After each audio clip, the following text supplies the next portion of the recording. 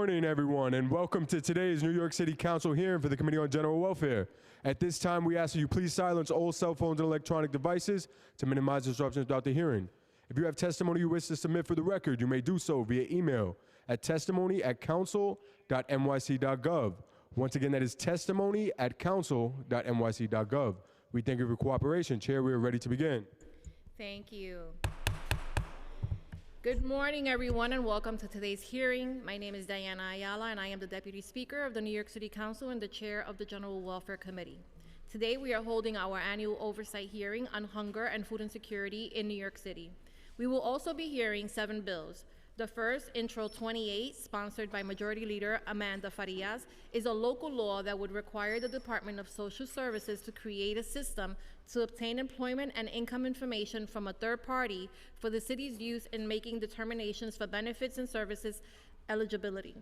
The remaining 6 bills are resolutions. Resolution 24, sponsored by Councilmember Schulman, calls on Congress to pass and the President to sign S.2258/HR 3519, the Hot Foods Act of 2023, to permit supplemental nutrition assistance program benefits to be used to purchase additional types of food items, particularly hot foods. Proposed Resolution 50A, sponsored by Councilmember Aviles, calls on the Congress to pass and the President to sign H.R. 3899, the American Family Act, which would expand the child tax credit. Resolution 57, which I have sponsored, calls on New York State to create a program to provide food benefits for those not eligible for existing benefits, including anyone over the age of 55 meeting income eligibility. Resolution 227, sponsored by Councilmember Brewer, calls on Congress to pass and the President to sign a renewed farm bill that increases funding for life-saving food aid.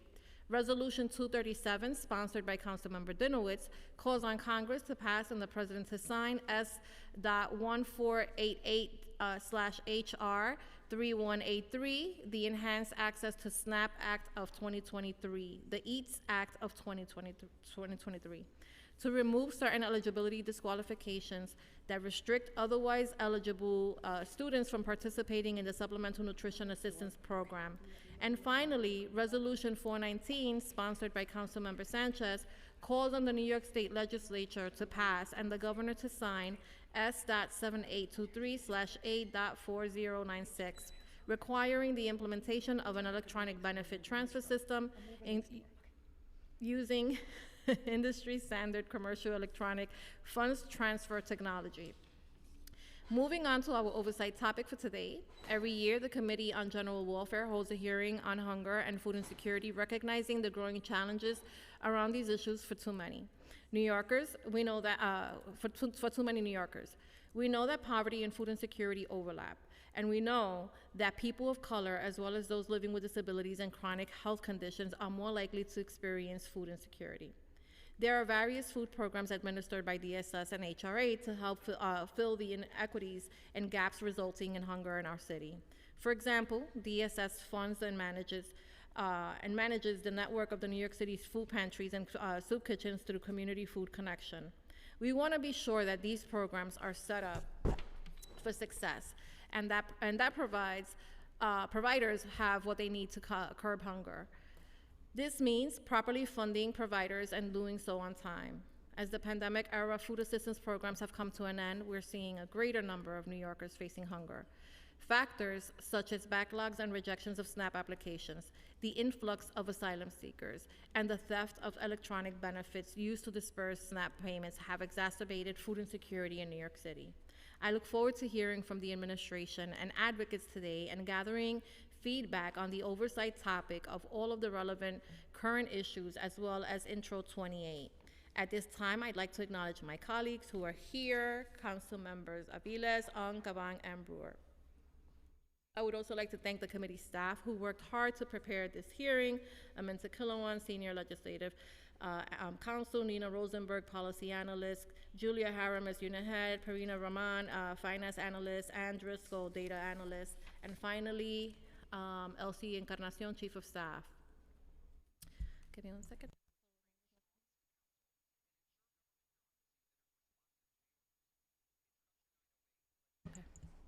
I will now turn it over to Councilmember Aviles, followed by Councilmember Brewer to speak on their resolutions. Good morning. Thank you, Chair. Thank you all for being here today to discuss this very pressing issue of hunger and food insecurity in our city. This is an issue that impacts certainly my district, District 38, and we know from citywide data collected by Feed NYC that food pantry visits are up by 60% since the pandemic. Of course, this shouldn't be a surprise considering since that time we faced record high inflation, record high housing costs, rising healthcare costs, and stagnant wages. And of course, the reason I'm here today, all of this combined with an expiration of the child tax credit, which caused poverty levels to double nationwide, up from 5.2% to 12.4% after the tax credit expired.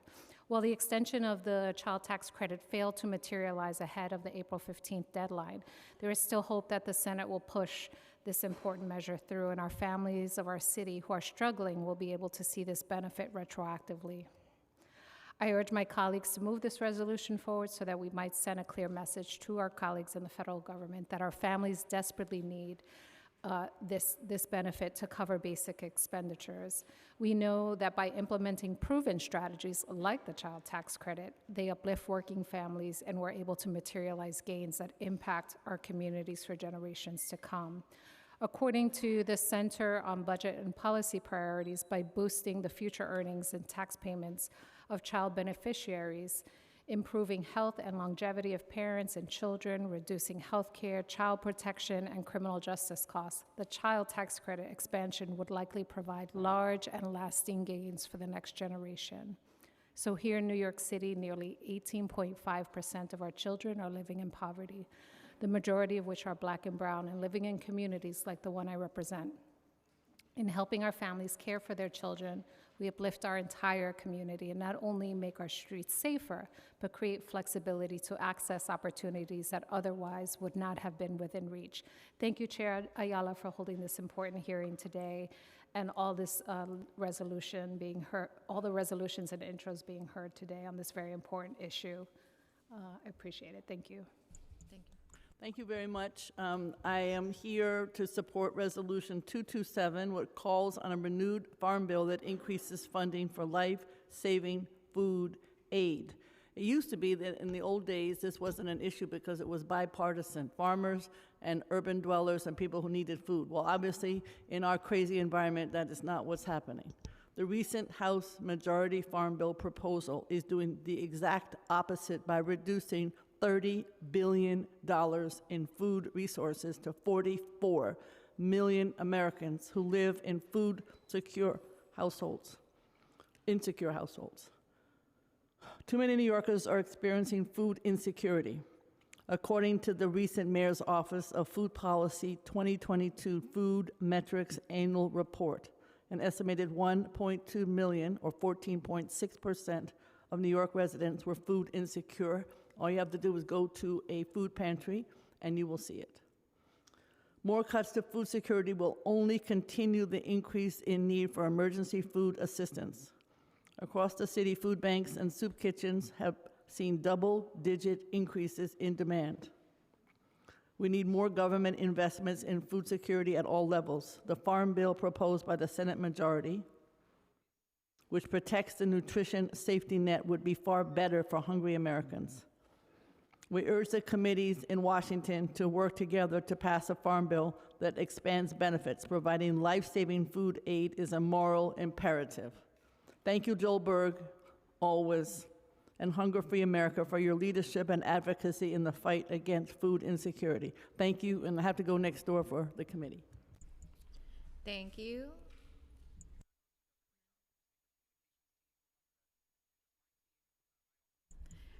I would now like to turn it over to our policy analyst to swear in members of the administration. First Deputy Commissioner Barry, could you please raise your right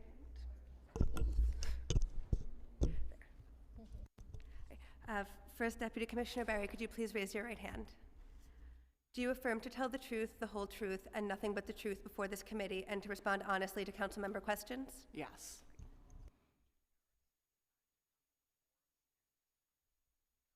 You may begin. Thank you. Good morning. My name is Jill Berry, and I serve as the First Deputy Commissioner at the Department of Social Services. I'd like to thank Deputy Speaker Ayala and the members of the Committee on General Welfare for holding today's hearing on hunger and food insecurity in New York City. There are many faces of food insecurity: a child going to school hungry in the morning, a parent lying awake at night wondering how they'll put the next meal on the table, a pregnant person seeking nutritious options as a part of their diet to foster healthy prenatal development. Because food insecurity intersects with so many aspects of our well-being, it is essential that our city continue to build on efforts to be a strong partner in aiding food insecure households.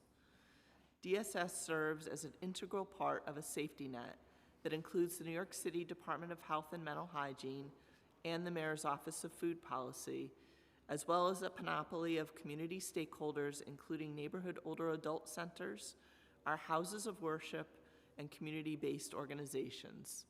Collectively, this array of institutions participate in tackling the challenge of food insecurity. Our shared commitment stems from our understanding that everyone deserves the peace of mind that comes with food security. If anyone listening is facing food insecurity, know that there is help available. You can call 311 or visit foodhelpnyc.gov to find nearby food pantries and community kitchens.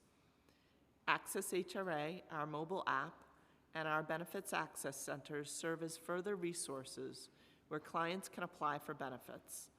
I also want to take this opportunity to encourage those clients receiving SNAP to learn more about the Department of Health and Mental Hygiene's food access initiatives, including Health Bucks, Half Off Farm Box, Get the Good Stuff, and Groceries to Go.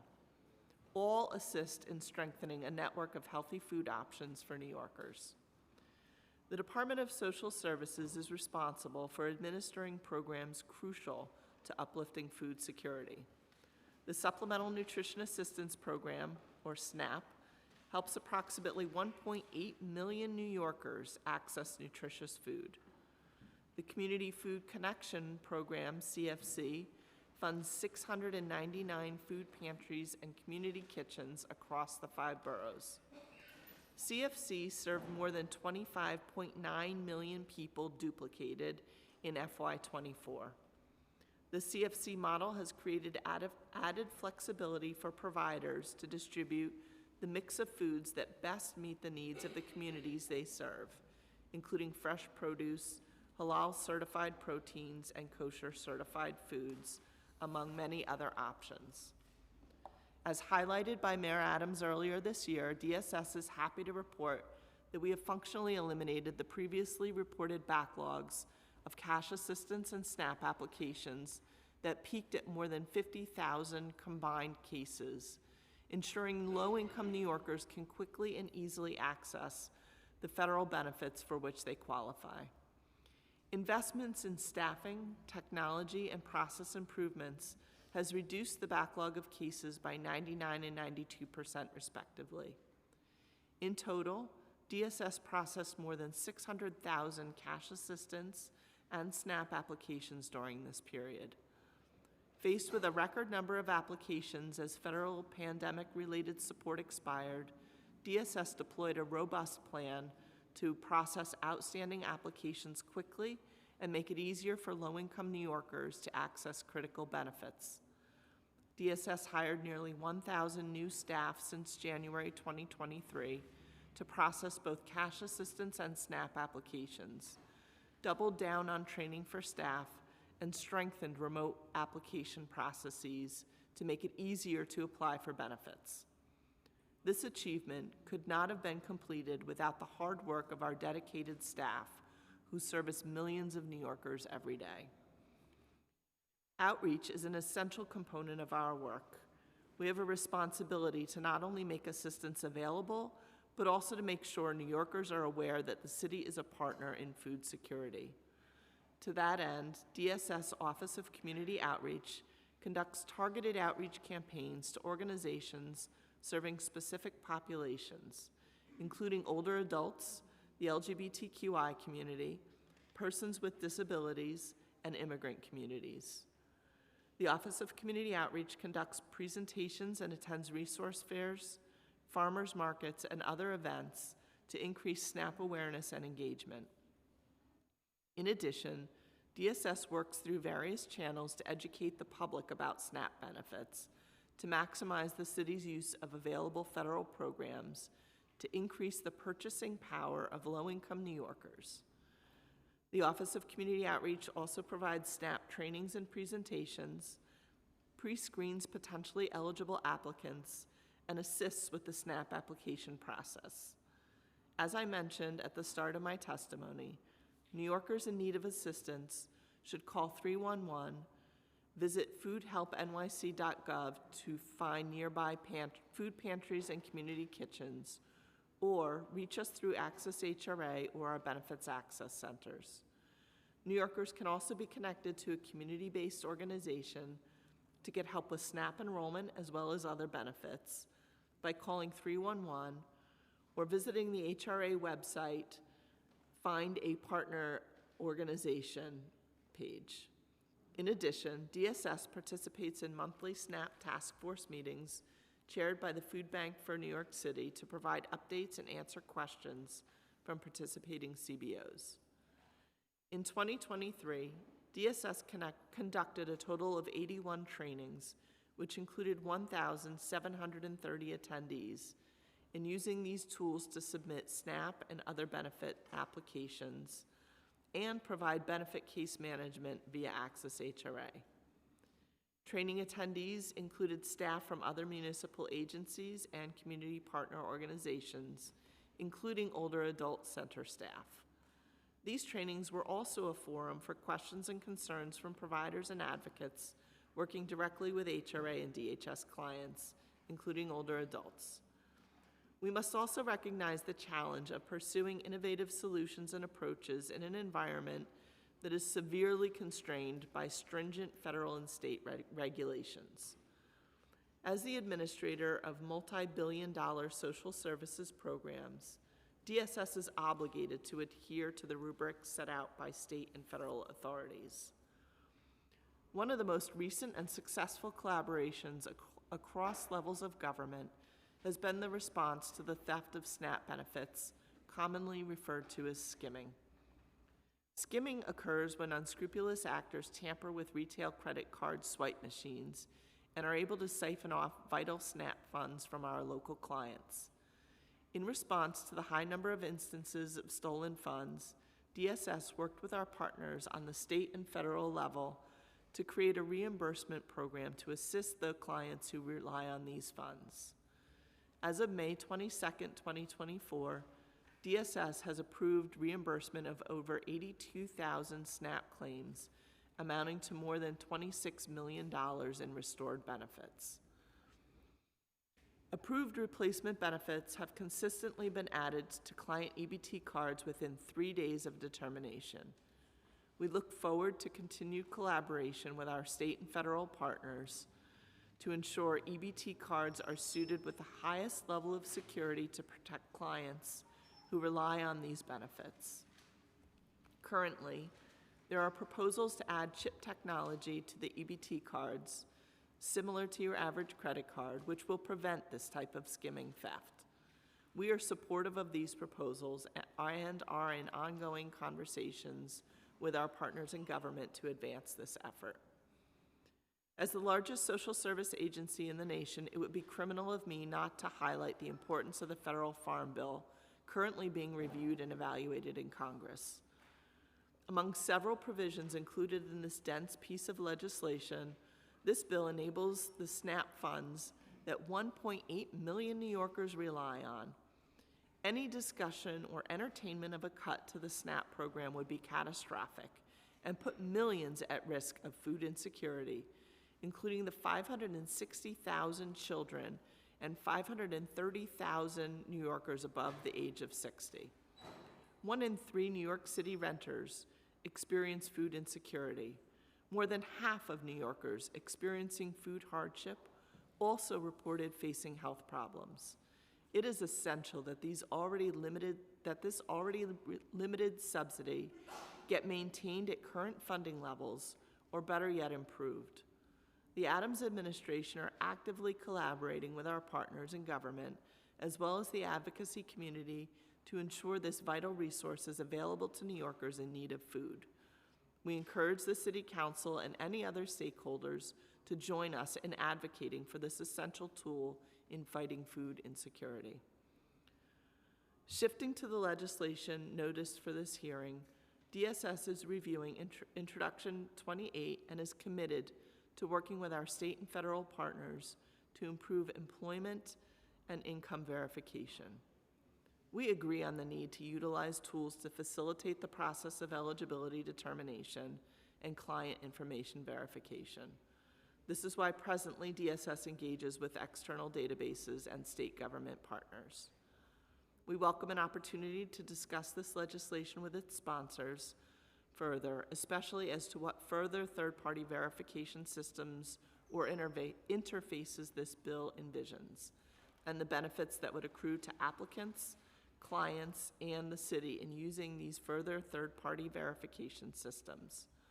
We stand ready to pursue any additional technologies or tools that facilitate connecting New Yorkers with the benefits and services they rely upon. Our work as the largest social services agency in the country would not be possible without the generosity, partnership, and commitment of countless fellow New Yorkers. Thank you to the hardworking staff at DSS, HRA, and DHS, and all across government and our community partners who dedicate their lives to servicing the most vulnerable. Special thanks to the Council and this committee for your support and sustained advocacy on this critical issue. I appreciate the opportunity to testify and welcome your questions. Thank you. Thank you. I would like to recognize that we've also been joined by Council Members Farias, Banks, and Riley. Councilmember Farias. Thank you, Chair, for allowing me time to read my statement. So thank you again, and thank you, First Deputy Commissioner Berry, for your testimony. Good morning, everyone. I'm really proud to be attending today's hearing to discuss hunger and food insecurity in New York City and hear my bill, Introduction 28, in relation to establishing a system to obtain employment and income information from a third party for the city's use in making determinations for benefits and services eligibility. This legislation would encourage the city to better streamline city processes and ensure we get New Yorkers the services they need as fast as possible.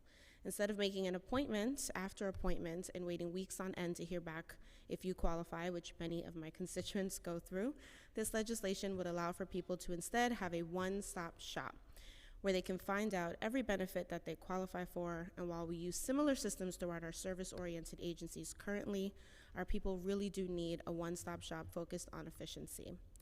We know that programs like SNAP are often emergency relief for people and their families, and thus we cannot leave our neighbors in need to wait for weeks to know if they're eligible for only one benefit. Local government's main function, in my belief, is to get dire services to their constituents and to maximize our tools for outreach. We can do that with Introduction 28. In New York State, 1 in 4 adults are experiencing food insecurity, and in my home borough of the Bronx, it's at a staggering 39%. This legislation is long overdue and grows more urgent with the rise of inflation and the ongoing affordability crisis in New York City. So I look forward to continuing our conversations. Thank you, Deputy Speaker Ayala, for your leadership on today's issue and for including my bill in today's hearing. Thank you, and I just want to clarify that, I mean, today's hearing is an important one because we touch on so many different aspects of food and how that impacts, the daily lives of our most vulnerable New Yorkers.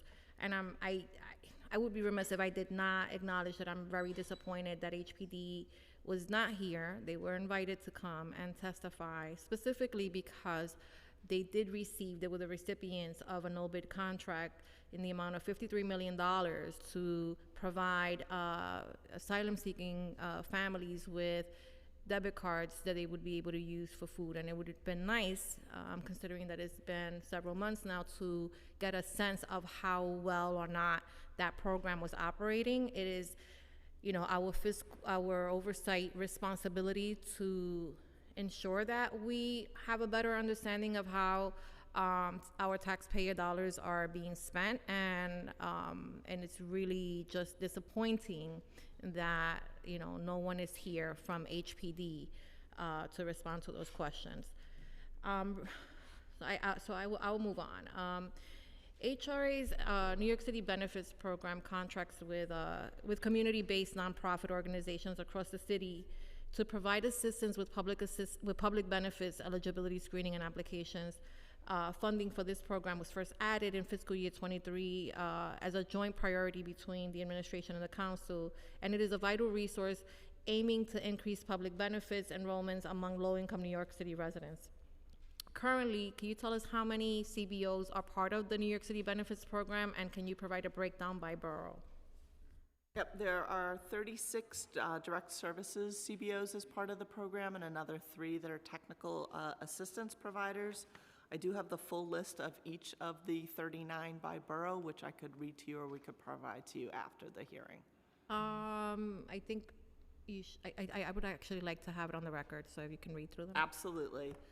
So the citywide providers are Arab American Family Support Center, Center for Independence of the Disabled New York, Center for Urban Community Services, Fortune Society, Hunger Free America, Jewish Association for Services for the Aged, Red de Pueblos Transnacionales.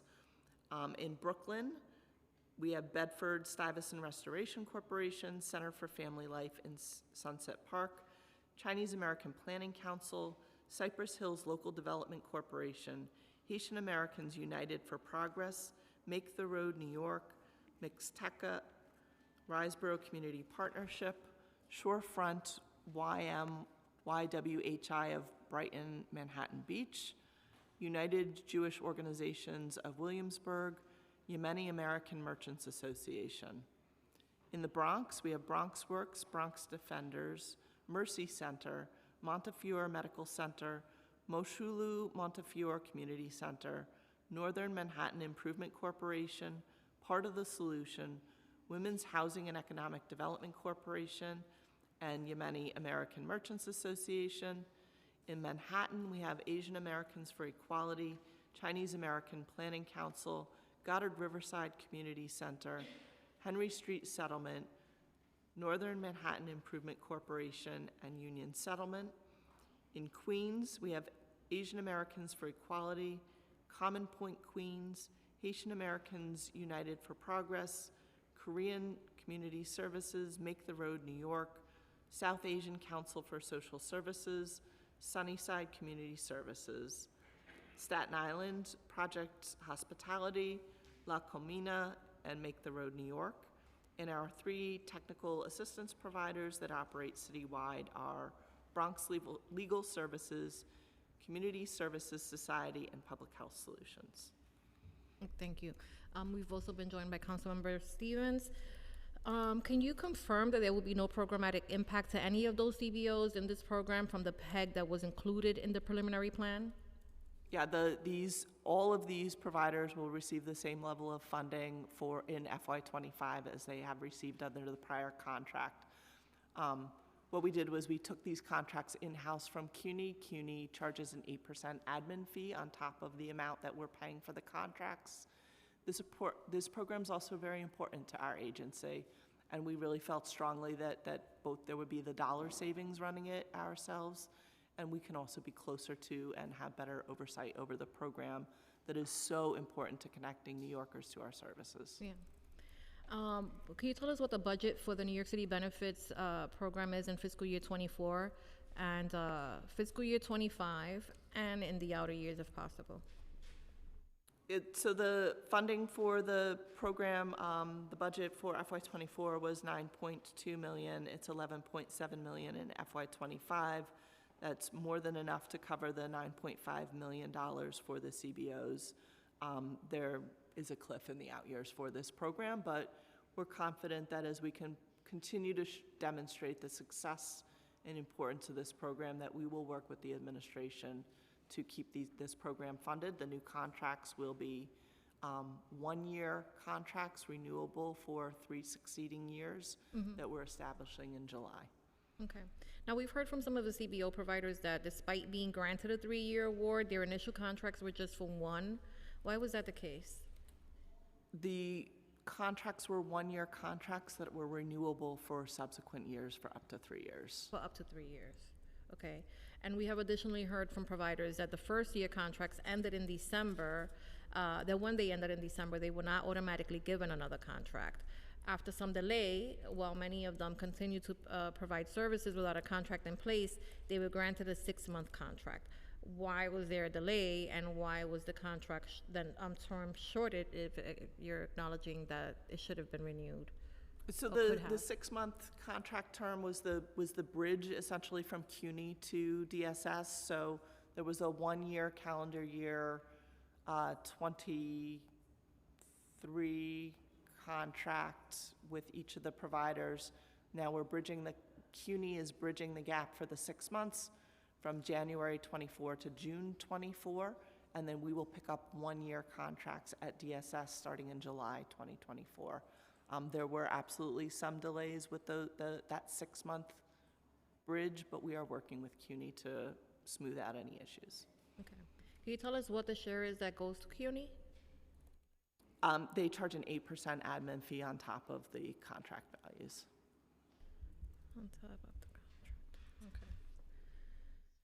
contract. Okay. I had a question regarding the EBT, the reimbursement of the skimming cases, the 82. So you mentioned in your testimony that as of May 22nd, 82,000 SNAP claims amounting to 26 million were restored. Do you know how many applications were denied? It is a very small number. Let me see if I have that here with me.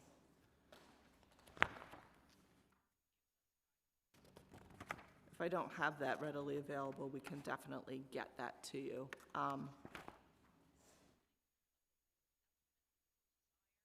70% are approved.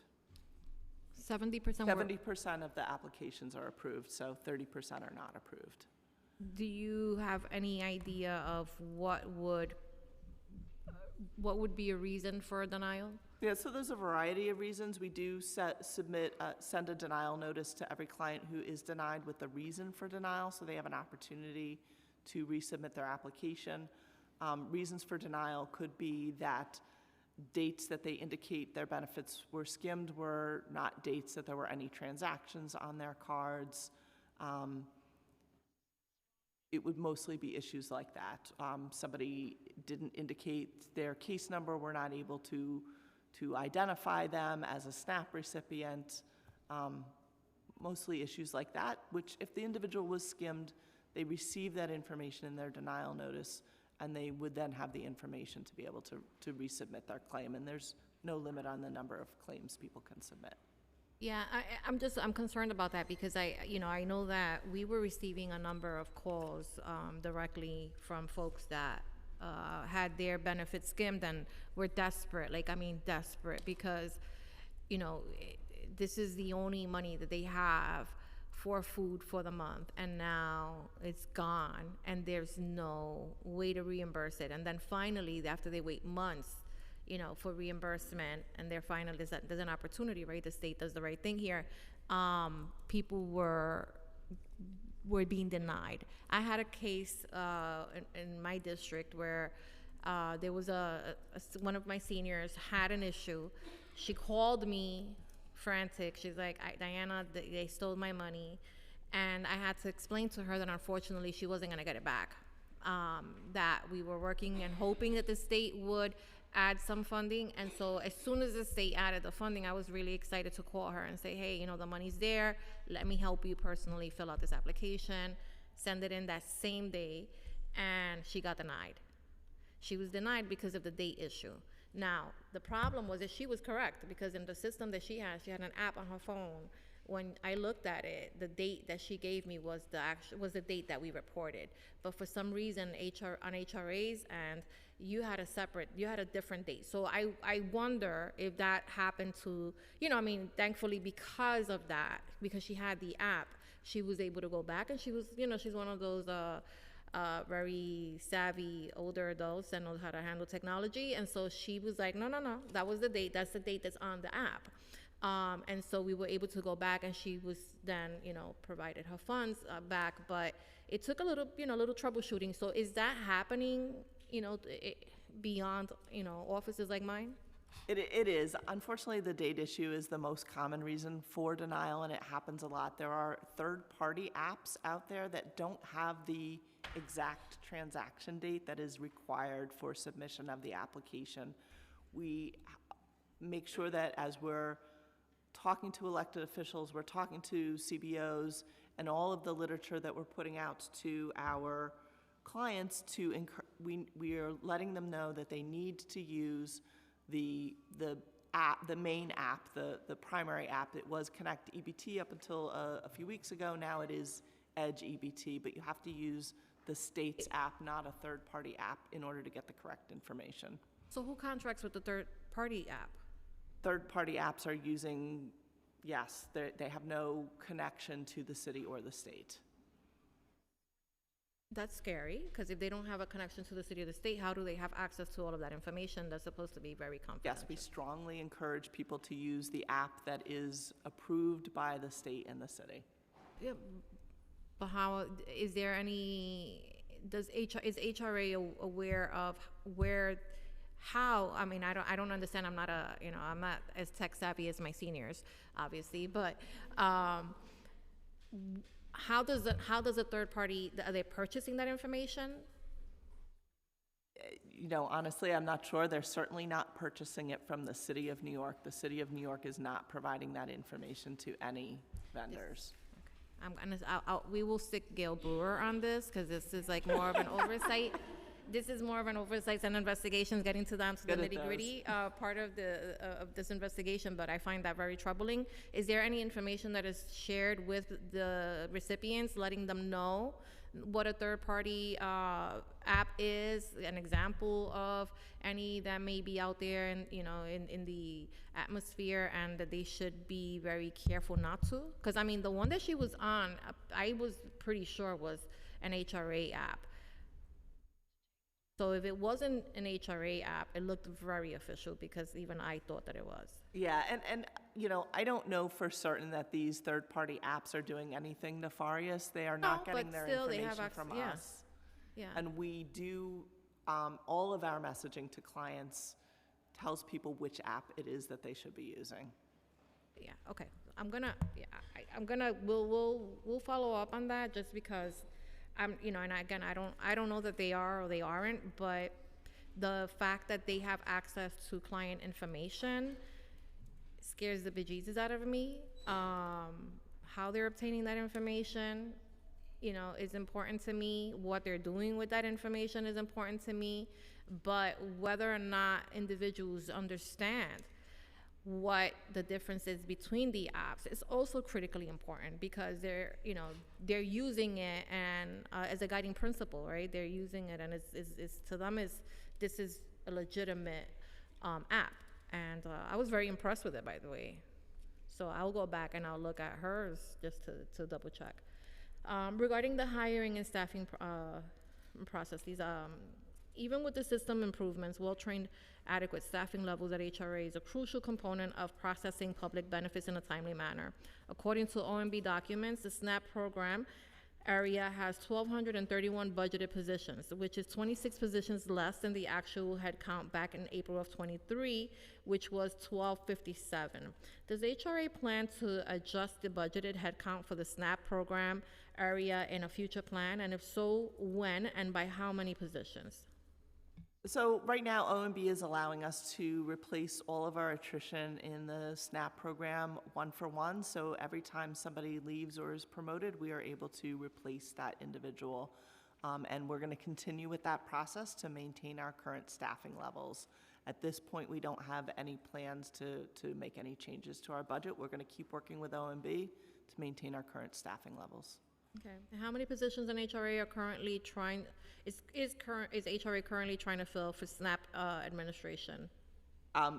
Every person who leaves, we are trying to replace, I want to say it's in the 30 range for this month. Okay. Where are they budgeted? The budget for SNAP is in Budget Code 1315. Okay. What special hiring accommodations, if any, are being made to staff up to these areas beyond just the citywide mandated hiring policy for one-on-one? Does HRA have authorization to fill all of the budgeted positions that are vacant regardless of attrition? In the case of SNAP, we're working with OMB to fill all of the positions one for one regardless of the budget. So right now that is a little bit over the budget, quite frankly. And so the one for one will maintain our current staffing levels, which is what we believe we need in SNAP right now. Okay. Is HRA still deploying staff from other areas to assist in the processing of SNAP? There are no staff redeployed in SNAP right now. We still have about 200 staff redeployed to the cash assistance program. They'll be returning to their home programs by the end of June. Okay. Can you tell us where we are in terms of the backlog? I know that we heard that the backlog had been cleared. Are we at zero now? Or, I mean, that was the previous backlog. So I'm curious to hear about what the number is to date. Yep, so as of the end of April, we had approximately 165 SNAP applications that were overdue and 534 cash assistance applications that were overdue. 500 and, I'm sorry? Sorry? Could you repeat that number, the last number? 534 cash and 165 SNAP. How does that compare with where you were last year? Last year, we were In the much higher than that. These numbers are, you know, while every application should absolutely be processed on time, these are more reflective of our regular process where occasionally a client might submit a piece of document close to the end of the time period, and we'll keep the case open while we assess the eligibility. We're not looking to just close out an application if we have more work to be done. Okay. So what would you say that the current timeline rate is for processing for SNAP specifically? So our timeliness numbers are still the February numbers, which are reflective of before we cleared the backlog, the 61.8% for cash assistance and 71.2% for SNAP. The numbers that we manage to on a day-to-day are the actual backlog numbers, the numbers of cases that are actually due. Calculating timeliness for over 70,000 applications received every month takes us a little bit of time to put those numbers together. Analysis from the New York City Council's data team found that there was a decrease in SNAP usage in 2023 as compared to 2022 in Brooklyn, especially in Bushwick, which had a 6% decrease. Crown Heights had a 5% decrease in Red Hook, and Carroll Gardens, in Red Hook, Carroll Gardens, Gowanus had a 7% decrease. Do you have any idea of what could account for this decrease in usage in these areas? So this was a decrease in what? I missed the beginning. It was a decrease in use of, a decrease in SNAP applications, SNAP usage. Not sure why there would be a decrease in SNAP applications from any particular borough. There were certainly decreases as the pandemic benefits decreased over time. There were the dollars that are going out into every community are a lot less today than they were during the pandemic when everybody was receiving the maximum benefit. And I'm sure that there are some people who were applying for and staying on SNAP for that maximum benefit, where it might not be quite as worth their while for a much smaller benefit today. Okay, But there would be no particular reason. We really do try to make sure everybody who's eligible for SNAP applies. Testimony by HRA staff at the preliminary budget and the executive budget hearings directly contradicted some of the claims that were made by HRA leadership at the hearing regarding the benefits backlog, such as the backlog being cleared and that the mandatory overtime no longer being utilized. Employees testified that the mandatory overtime is still happening at some sites and that HRA still had a backlog of 30,000 applications as of May 6th. In addition, staff claimed that the technology changes HRA had made, such as those relating to the Angie system, were severely hindered their ability to work efficiently because the system does not allow the workers to double-check applications. It is prone to glitches, and the IT tickets were not quickly resolved. Staff members testified that they are able to process fewer applications per day than before Angie was implemented. Can you clarify why there was such a notable discrepancy in your testimony and the account of HRA staff at the hearing, and what is HRA doing to address the issues with the Angie system? And I know that, you know, there was a lot, there's always, you know, the testimonies are always very, very different when it relates to the Angie system. So my understanding of it is that Angie was created right before the pandemic, or it was implemented right before the pandemic. And so when the pandemic hit and everybody went remote, there was a decision in HRA to revert back to the old system, which allowed, I think it was over 70% processing rate, you know, was pretty decent, right, in comparison. And then once people went back to the office, Angie was then reinstituted. Now, the complaint that we consistently get from the staff, and it's very consistent, and I believe them, is that there are glitches with the system that don't allow them to go from point A to point B sometimes, and so they have to stop an application. And I get HRA's point. You want to be very thorough, so you want them to be able to slow down enough to ensure that they're asking all of the questions. But at this point, you know, it appears as though there is something. It may not be, you know, it may not be the worst thing, but there is a problem that is occurring within the system that is preventing the workers from being able to process some applications. They've brought it up several times. Has there been an acknowledgement of those complaints, and has anyone addressed them? Because I feel more like, you know, when we were going through the questions, like whenever we ask these questions, and we've asked it several times, the explanation that we get is more of kind of like, no, you know, we've gone through it, but, you know, it's not, yes, listen, we heard that from them, so we're gonna go back, we're gonna go check. Like there's never been that level of accounting for like what is the root cause of those complaints. Yep. I absolutely, I hear you.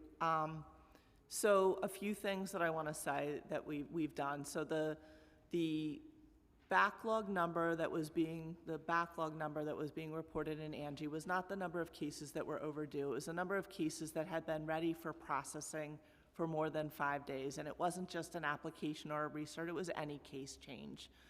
So since then, since we were last here, we've changed the name of that indicator in Angie. So it no longer calls it a backlog, but rather, you know, case changes ready for action or something along those lines. So it is more reflective of what that data point actually is.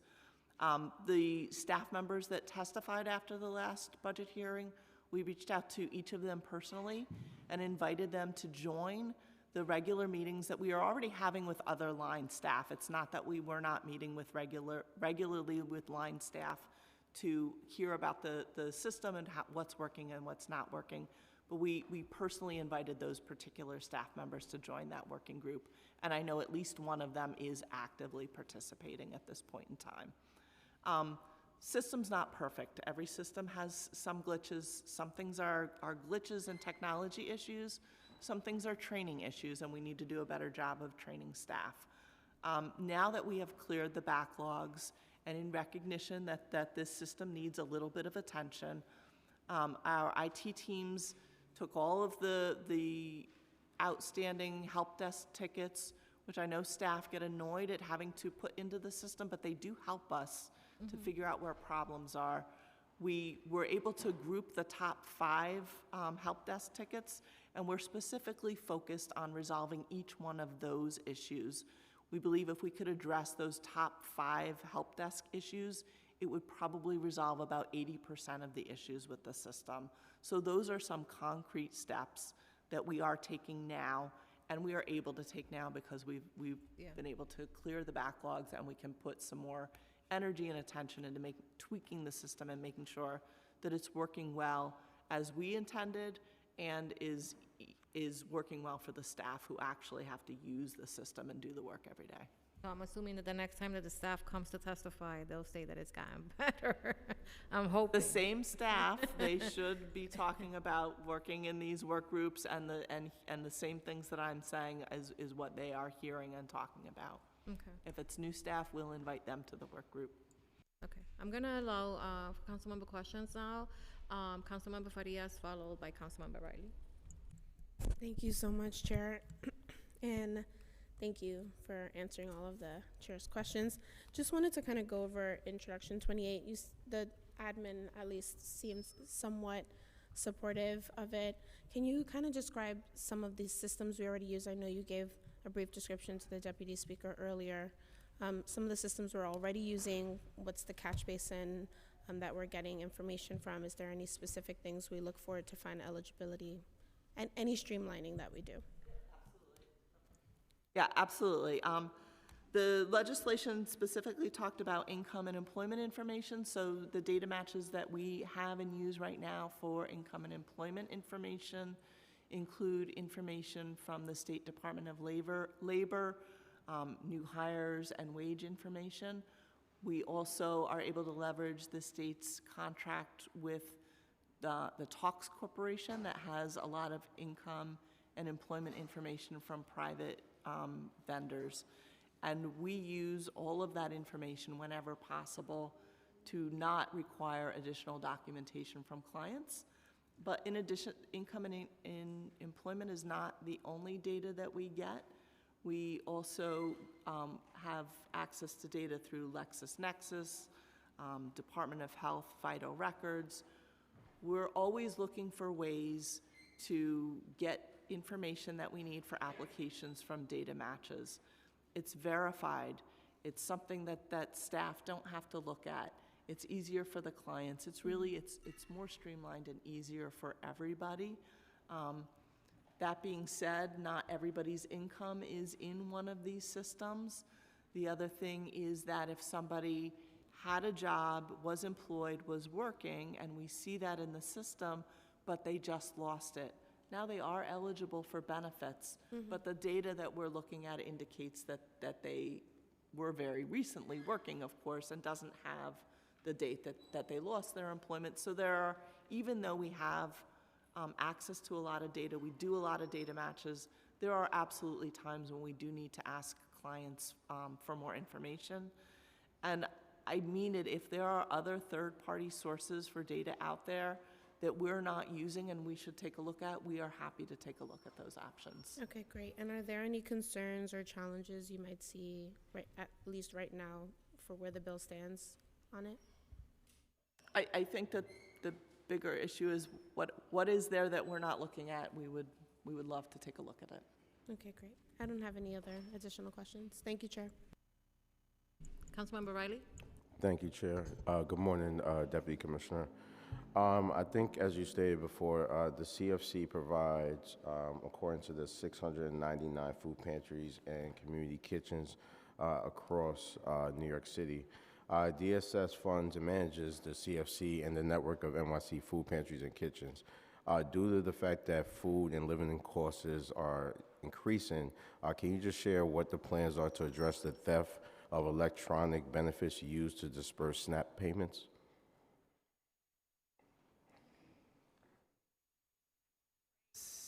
What was the last part? Could you repeat the question? What are the plans to address the theft of electronic benefits used to disperse SNAP benefits? Right, for skimming. So we do have an application out there online. We have approved over 82,000 applications, over $25 million in replacement benefits for SNAP. One thing I do want to highlight for everybody is that the authorization to replace skimmed SNAP benefits expires currently at the end of September. After September, we will not have the authorization to replace SNAP benefits. We would welcome and encourage everyone's advocacy at the federal level to have that extended past September. As long as there are not chips in the EBT cards, the EBT cards are going to be very susceptible to skimming. Thank you. In recent years, New Yorkers have been dealing with increased food bills due to the rising cost of groceries.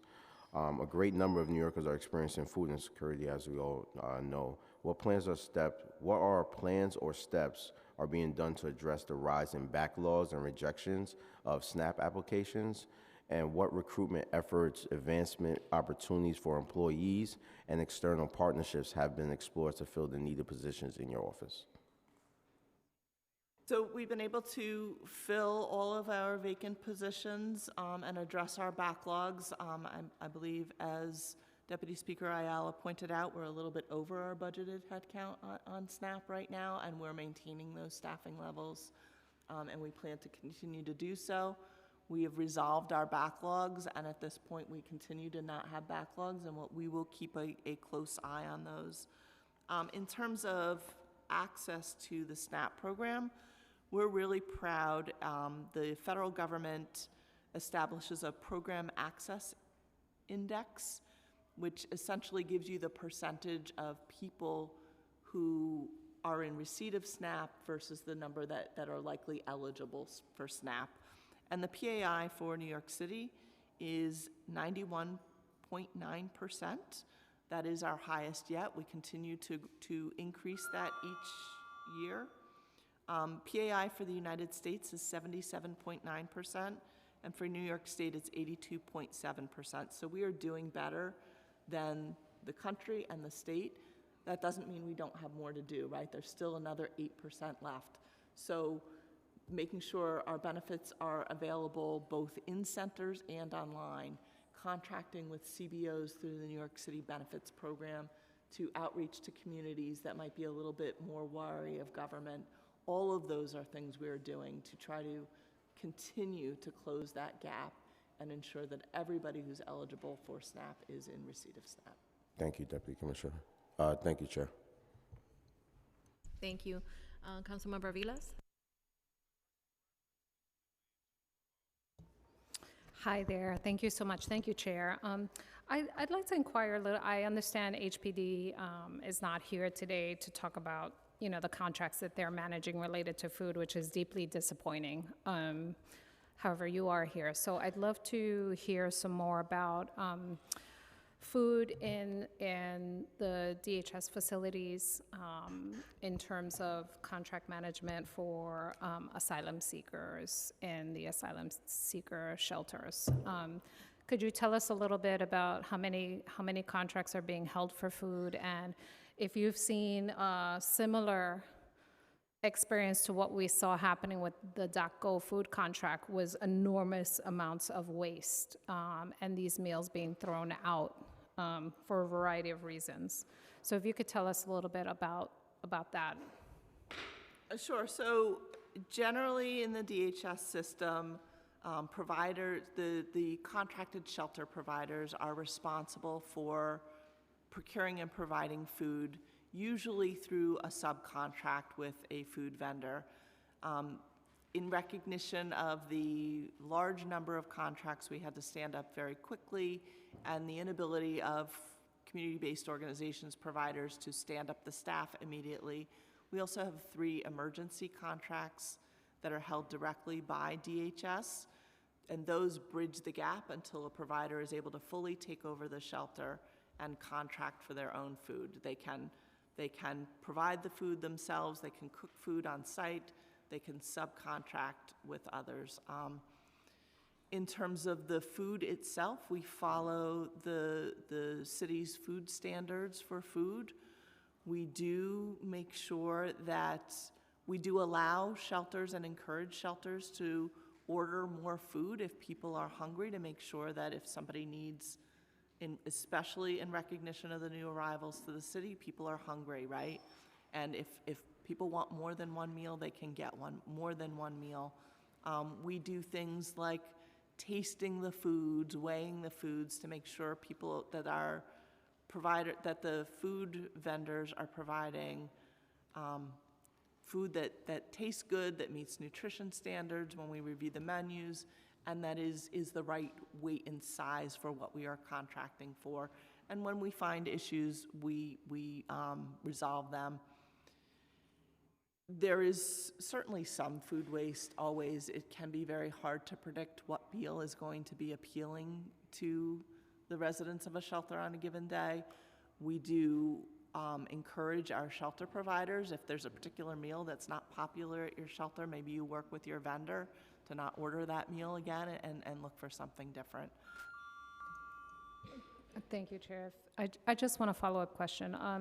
So for the 3 emergency contracts you hold for those that are, I guess, those shelters that are in transition, who are those contracts with, and how much are those contracts? The contracts are with Whitson, Riviera, and Dahl, and I would have to get back to you on the exact dollar value for each Okay. of those 3 contracts. And I guess in terms of, you mentioned like doing some quality control and checking in. What's the cadence of that, given kind of the huge expansion of facilities? How often are you checking in? And is there, do you receive any direct feedback from any of the residents in those facilities around the quality of the food? Thank you. Those are great questions. We do regular surveys with all of our clients. That was something we did before the influx of asylum seekers and something we continue to do. In terms of What does regular mean? What does that mean? I'm going to have to get back to you on I'm not sure I have the regular.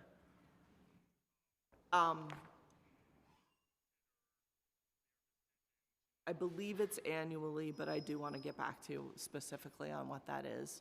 In terms of the staffing and the cadence of checking the food, we are staffed for pre-migrant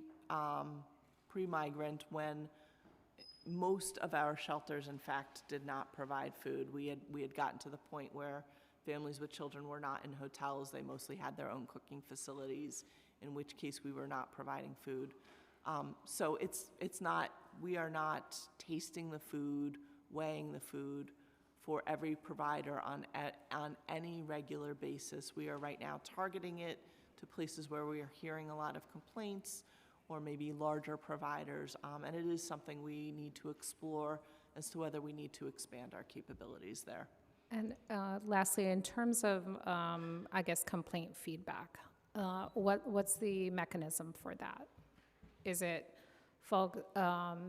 participants have to complain to the provider? Is there a number they can go directly to DHS? Like, what's the mechanism through which you receive the feedback around the quality of the food in the facilities? Yeah, so they have a variety of methods. Certainly the first line of defense is the provider who is on site, who should be hearing that information. But we also run the DHS Ombudsman's Office, where clients can walk in, call, email, reach out to us with any complaints about their shelter, food and other, and we do follow up on every one of those complaints. Great. If you would, for the record, can you note the telephone number and email for the DHS Ombudsman Office?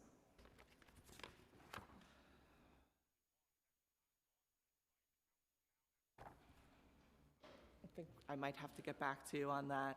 I'm sorry.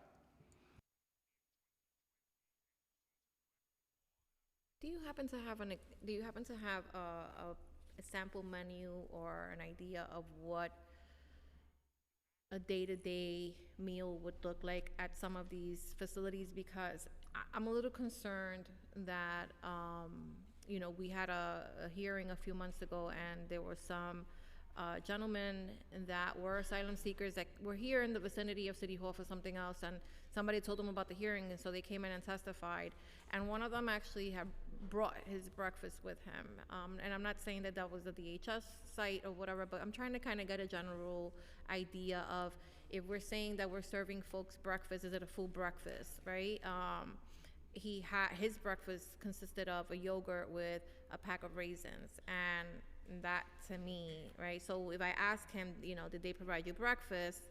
Technically, yes, he was provided with breakfast, but then when I asked for more clarification in terms of the details of what that breakfast entailed, then it was really obvious that it was an inadequate, right, meal for an individual that's placed in a city shelter.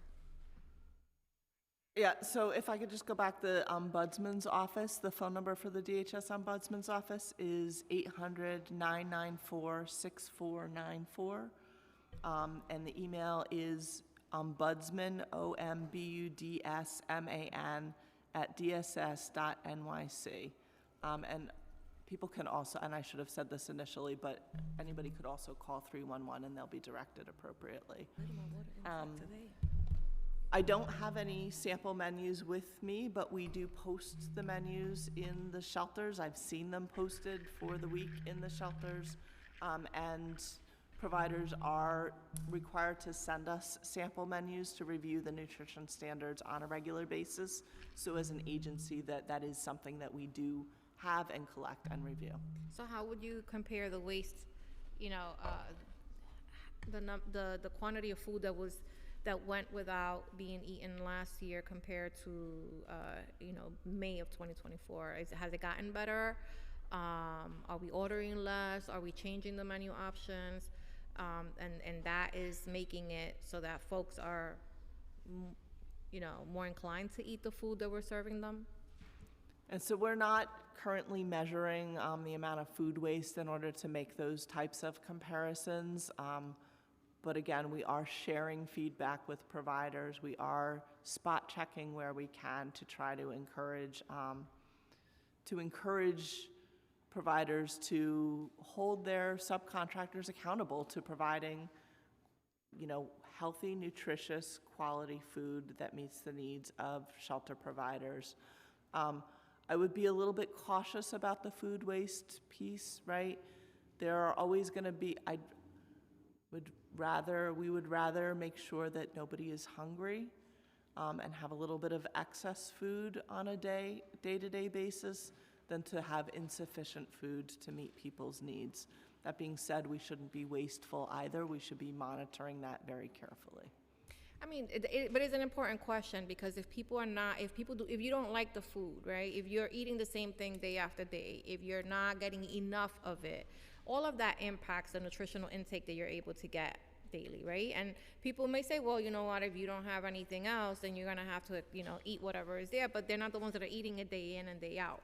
And, you know, it can become, you know, pretty, not just annoying, but your body just doesn't even react to the food anymore at some point. And so that's important, because then we are contributing to folks not eating in one scenario, but we're also wasting public dollars paying contractors to provide foods that are going, you know, uneaten. And so that is problematic, you know, in and of itself, right? Because when we're trying to determine how much money we need to fund, right, these different line items, we need to know that people are actually eating it, and if they're not eating it, then what is the solution to that, right? What is it as simple as a meal change? Is it as simple as giving them a card so they can buy foods that are culturally relevant to them?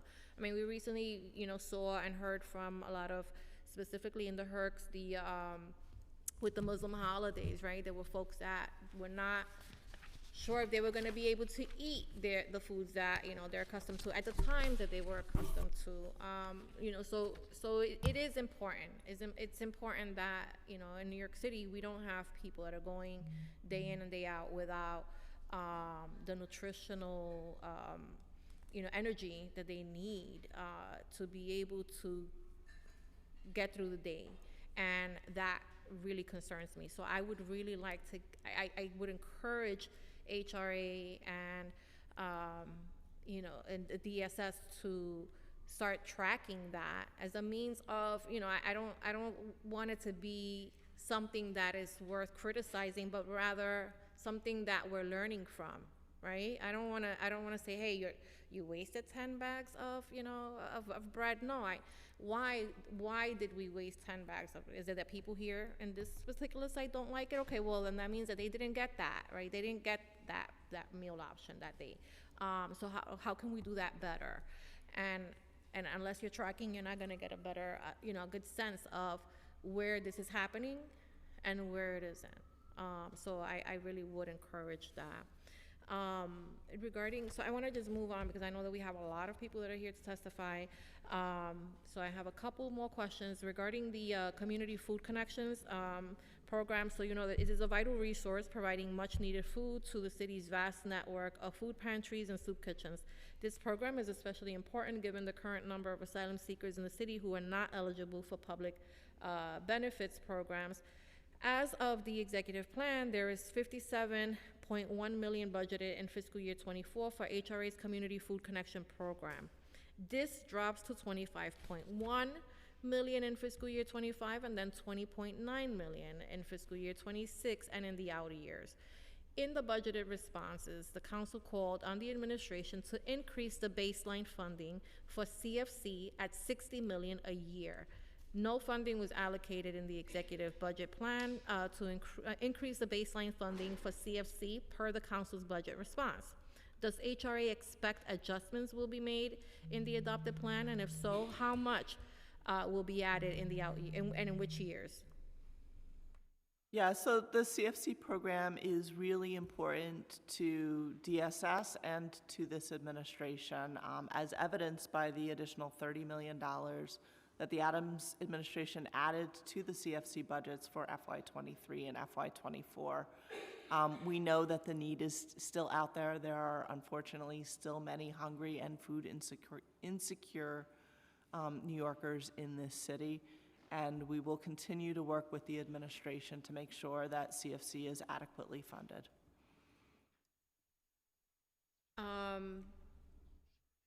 How will the program continue its current operations without the additional funding added in fiscal year 25 and beyond?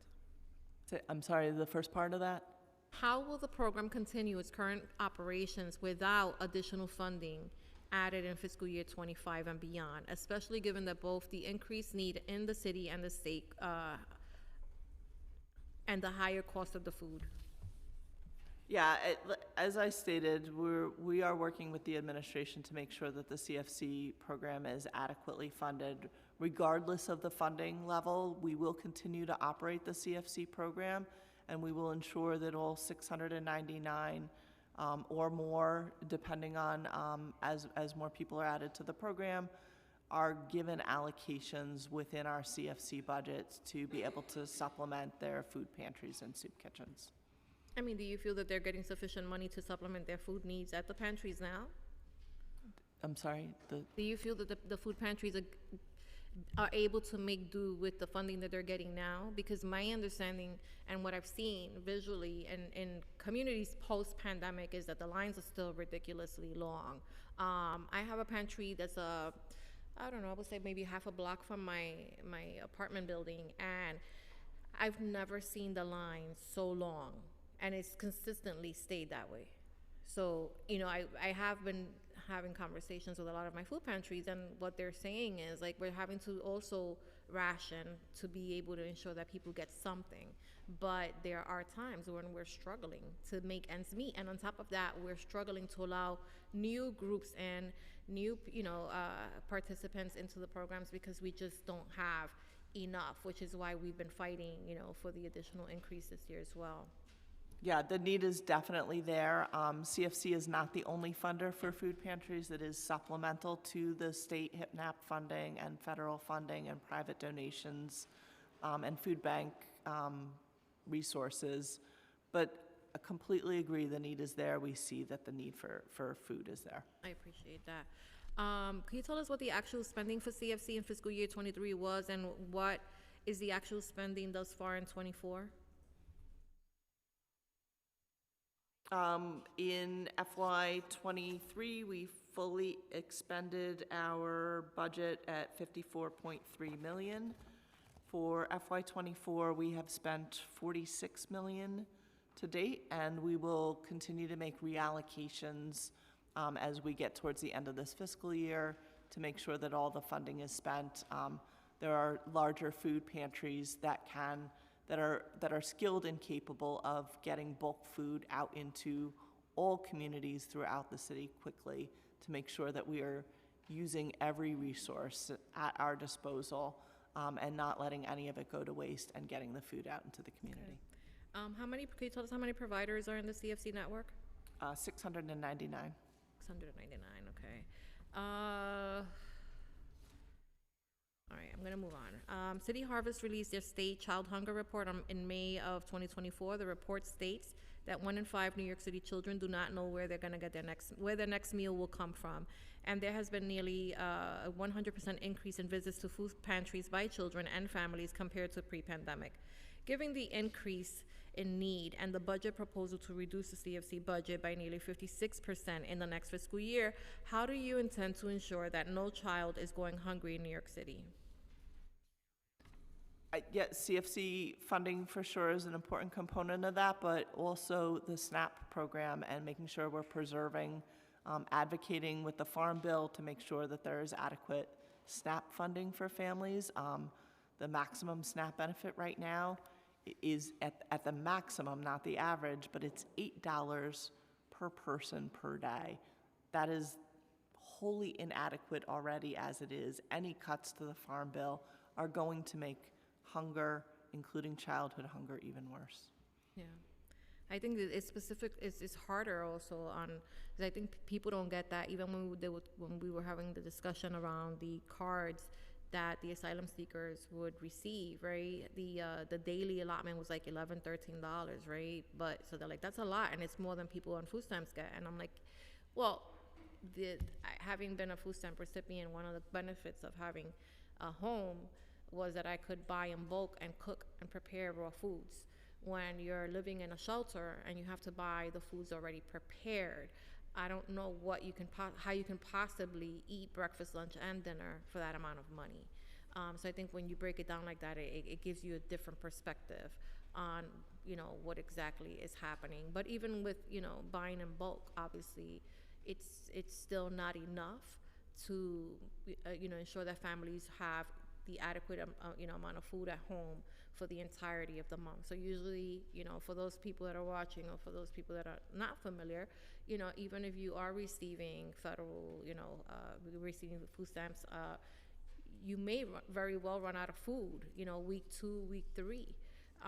And so you have to stretch whatever little bit you get. So we're seeing more and more families going into the food pantry system to help supplement those needs. And so these networks are great when they work together, but we need to ensure that we're fully funding them, so that people don't have to, they're not forced to, supplement those needs. And I had another question here regarding what was it? Oh, did I miss it?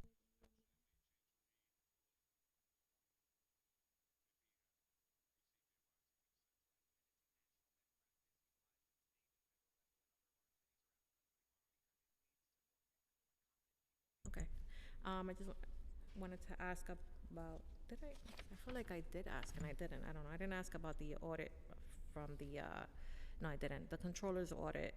So on May 15th, the New York City Controller's Office released their audit on the New York City Department of Social Services Administration of the Pandemic Food Reserve Emergency Distribution Program, PFRED program, and found that DSS had poor fiscal controls over the contract with Driscoll. As a result, the controller recommended that DSS should recoup almost $7 million in overpayments.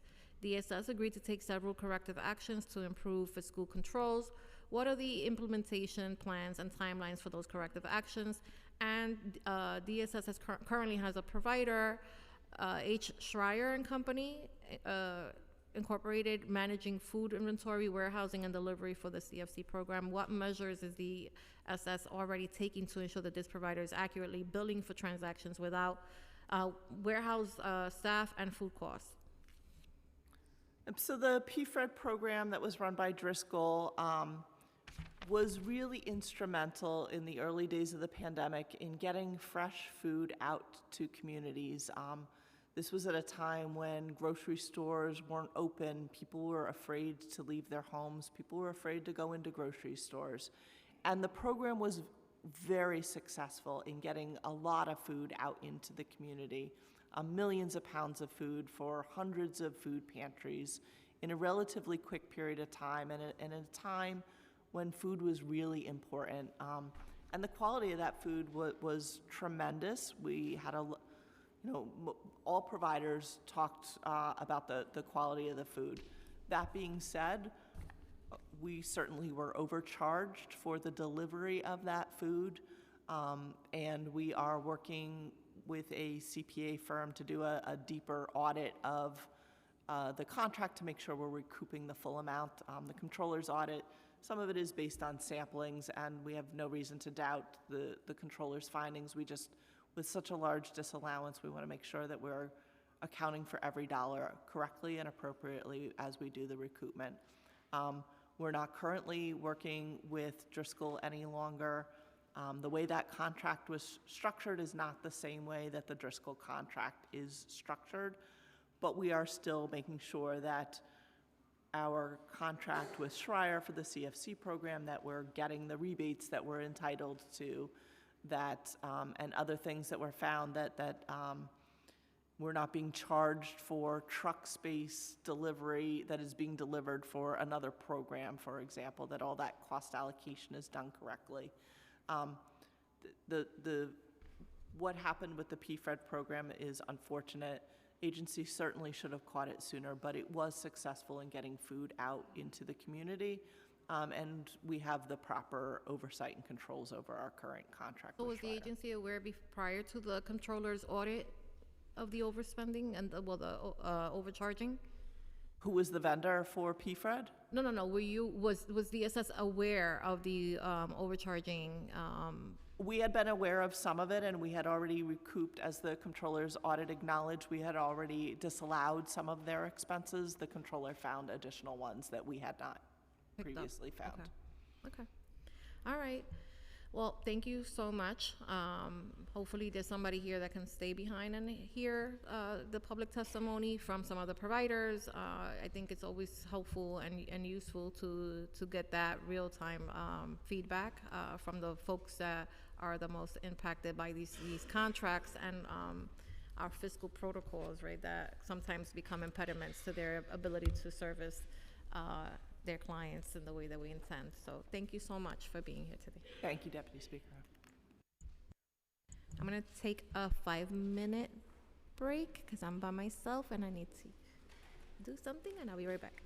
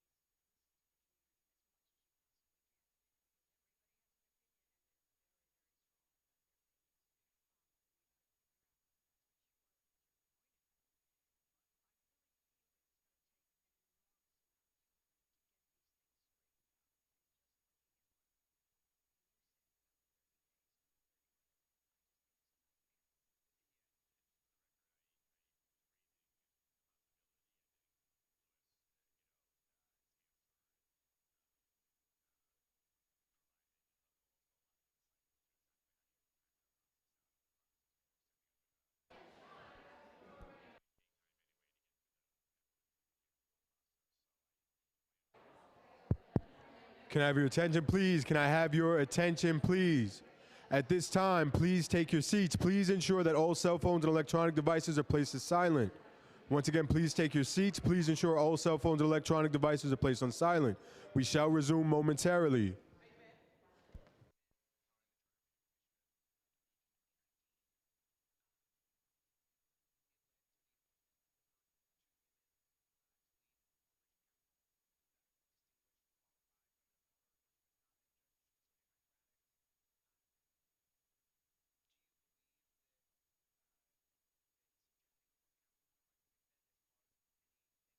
Over there? Make the over there? I want to just recognize that we've been joined by Councilmember Osei.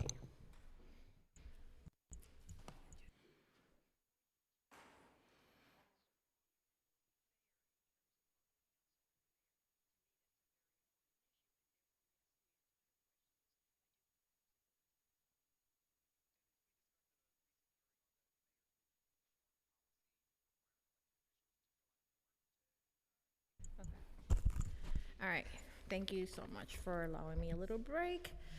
I'm now going to open the hearing for public testimony. I remind members of the public that this is a governmental proceeding and that the quorum shall be observed at all times.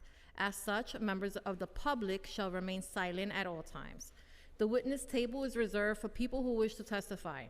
No video recording or photographing is allowed from the witness table. Further, members of the public may not present audio or video recordings as testimony, but may submit transcripts of such recordings to the Sergeant of Arms for inclusion in the hearing record. If you wish to speak at today's hearing, please fill out an appearance card with the Sergeant of Arms and wait to be recognized. When recognized, you have 2 minutes to speak on today's hearing topic, hunger and food insecurity in New York City, or any of the 7 bills that we are hearing today. If you have a written statement or additional written testimony that you wish to submit for the record, please provide a copy of that to the Sergeant of Arms. You may also email testimony to testimony@council.nyc.gov or any other email address that you wish. So you can send it to mine, you can send it to any other council member here. Within 72 hours of this hearing, audio and video recordings will not be accepted. We're gonna call up the first panel now. Lacey Tauber, and I'm sorry if Lacey, I'm so sorry. Okay, okay, so it's just her. Lacey is here from Brooklyn Borough President Antonio Reynoso's office. Okay, should I begin? You can begin. Yes. Hi, I'm Lacey Tauber. I'm the Legislative Director for Brooklyn Borough President Antonio Reynoso. Thank you so much for holding this hearing today. Again, I'm speaking on behalf of the Borough President of Brooklyn, where 30% of adults reported facing food insecurity last year. I'm going to kind of summarize. There are some maps also in this testimony that you can look at along with me. Because last year, our office published the Comprehensive Plan for Brooklyn, which examines the intersection between land use, allocation of resources, policy, and public health. And analyzing data across multiple metrics, the plan identified patterns in which low-income neighborhoods of color are less likely to have access to affordable housing, reliable transportation, educational opportunities, active recreation, and of course, healthy food. So the maps from the comprehensive plan show these patterns clearly as they are related to food access. The first one shows food insecurity in the borough. You can see Coney Island, Gravesend, Brownsville have the highest percentage of food insecure households in the borough, and that this also correlates to the highest use of SNAP, and that there's a real pattern of food insecurity in central and eastern Brooklyn. Map 2 addresses healthy food. So when we were talking to stakeholders and residents about their food and healthy living habits, they really said that the food insecurity metric didn't respond to observed conditions in their neighborhood or really reflect their experience. So what we also looked at was DOHMH's metric of unhealthy food access, which is the ratio of bodegas to supermarkets in each community district. And so by this measure, you can see that central and southwestern Brooklyn stand out with as many as 19 bodegas to a single supermarket. So these trends, as I mentioned, align with the parts of the borough that receive SNAP. In map 3, you can see SNAP access, and but I think something that's really important is that even when New Yorkers do get SNAP, according to a recent report by the Natural Resources Defense Council, people still struggle to access fresh and healthy food, and they may not understand how to use incentive programs. And there's also in map 4, you see a lack of correlation between where the farmers markets are, where they can use these benefits, and where people are receiving SNAP. So I will just stop there and say there's a number of recommendations in the comp plan that are in the written testimony that I encourage you to take a look at, and that Borough President Reynoso is very interested in working with the council on addressing this. Were you here when, I believe that we mentioned in my testimony, my line of questioning, there was a question about certain sectors in Brooklyn that were where the application rate had significantly dropped, or I mean, significant, I guess is maybe it's a larger word, but we had maybe like a 7% decrease in applications, 5%. Was that something that you guys covered as well? I think that this data might predate that a little bit, but I think that, I think it really speaks to the need for the city to be partnering with these CBOs that are doing the work on the ground, which you talked a lot about just now, because, I think there were 2 reasons that we thought people might not really be using the benefits. One, again, they just don't have the information for how to use them. And then what we're also kind of hearing is that there's still some fear on the ground related to public charge rule and everything that happened under Trump. Even though that was lifted, I think people are still, a lot of immigrants are still worried about using the benefits, so there needs to be education that it's okay, that it's not going to affect green card applications. I agree, and any partnership would, be welcome. Yeah. Thank you so much. Thank you.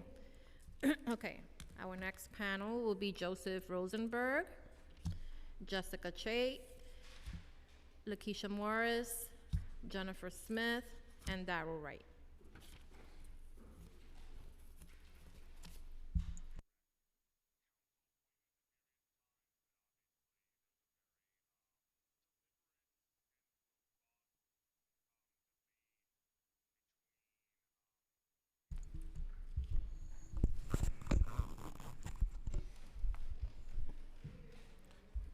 Wait, we're missing one. No? Good morning, Deputy Okay, Speaker. you have to leave. Council Members Stevens and Osei.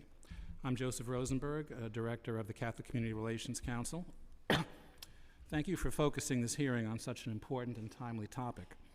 Food insecurity and hunger among New York City residents is in a crisis situation, and nonprofit human service providers require emergency funding to distribute desperately needed food to the working families, elderly, and children of our city. Catholic Charities of both the Archdiocese of New York and the Diocese of Brooklyn and Queens have been providing shelter, food, and clothing to New Yorkers for more than 1 century, not just during disasters such as Superstorm Sandy and the COVID-19 pandemic, but every day of every year. Both charities combined operate 77 food pantries throughout the 5 boroughs, and we serve more than 7.4 million meals annually. All providers have faced many challenges feeding hungry and needy New Yorkers over the years. Right now, this challenge is at a crisis point. We are not only feeding more working families, seniors, and children at our pantries. Recent clients include college students, youth aging out of foster care, as well as asylum seekers. The plight of hungry children is particularly heartbreaking, with more than 1 in 4 children in our city living in poverty. That is why, with more New Yorkers going hungry, we urge that you support our request to include $20 million in emergency funding for food pantries in the FY25 city budget. We are not alone in pressing for this relief. We are working closely with Met Council on Jewish Poverty and the Hispanic Federation.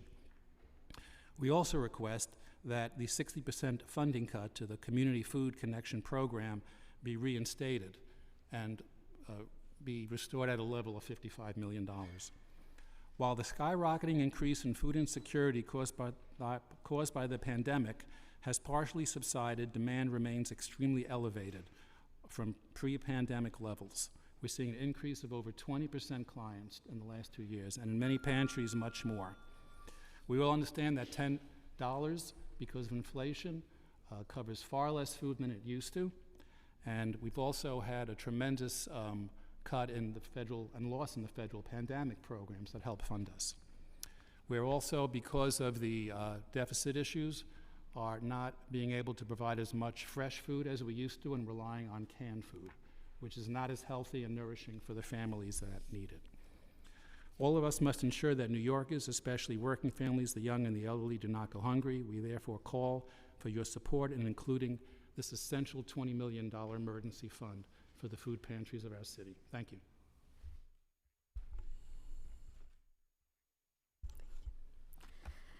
Chair Ayala and fellow members of the General Welfare and Aging Committees, thank you for the opportunity to testify at this crucial oversight hearing on food insecurity in New York City. My name is Daryl Wright, and I am the Food Policy Fellow at the Metropolitan Council on Jewish Poverty, one of the largest emergency food providers in the city. For over 50 years, Met Council has been one of America's largest Jewish charities dedicated to fighting poverty. We provide services across the 5 boroughs through a range of services, including 100% affordable housing, award-winning family violence programming, comprehensive Holocaust survivor assistance, senior programming, crisis intervention, and the country's largest kosher and increasingly halal emergency food network. In total, we provide a wide array of support to over 320,000 clients a year. Met Council fully supports all the items on today's agenda. Despite all our work, food insecurity still rages across our city, and we must do all we can to alleviate it, and these resolutions and the bill identify areas where we can do better. In addition, we must reiterate our grave concern over the mayor's proposed cuts to the city's Community Food Connections Program, or CFC. CFC is one of the most important hunger-fighting tools we have, and we implore the council to ensure that the program is funded at least to 2024 levels. Finally, we urge the New York City Council to reprise the Food Pantry Initiative to support grassroots organizations and those excluded from traditional emergency food system by providing $20 million in order to relieve severe and overlooked food insecurity remaining from the pandemic in our most under-resourced communities. Met Council plays a unique role in the emergency food system by offering exclusively kosher and halal emergency food. While our goal is to ensure communities with specific cultural needs have the food they deserve, any New Yorker in need may access our food regardless of race, ethnicity, or religion. Like a food bank, we secure food either by purchasing or through government sources, and then distribute it to Jewish, Muslim, and other communities facing significant barriers to food access, in addition to linguistic and cultural barriers which have kept these communities from fully participating in the established emergency food system. These communities have historically been shortchanged, as so little of the distributed products will be suitable for their religious dietary restrictions, despite the fact that the need in these communities is acute and documented. A recent study conducted found over 80% of Muslim Americans observe a halal diet, and that food insufficiency within these communities was more than double the rate of other respondents. New York is also home to the largest Jewish population in the country. Another recent study conducted by UJA Federation of New York showed that there are nearly 243,000 people in kosher observant households that are food insecure, 1/3 of which are children. More broadly, we know that New Yorkers still desperately need an extra hand and another push to get back on their feet post-pandemic. The New York Times recently reported that, 1, the poverty rate is still higher, 23%, than it was in 2021, 18%. 2, life expectancy in the city has not yet recovered. 3, most working families in New York cannot afford to pay for their basic needs. And 4, evictions are rising as rents are increasing. These studies reflect what Met Council and our partners and our colleagues have witnessed firsthand, as many of us continue to serve the New Yorkers, more New Yorkers than at any point in the history of our organizations. In fact, Met Council served more people in 2022 than in 2020 or in 2021. And more New Yorkers are arriving on our doorstep seeking food each day. These individuals cannot afford to pay for their most basic needs, and they need our help.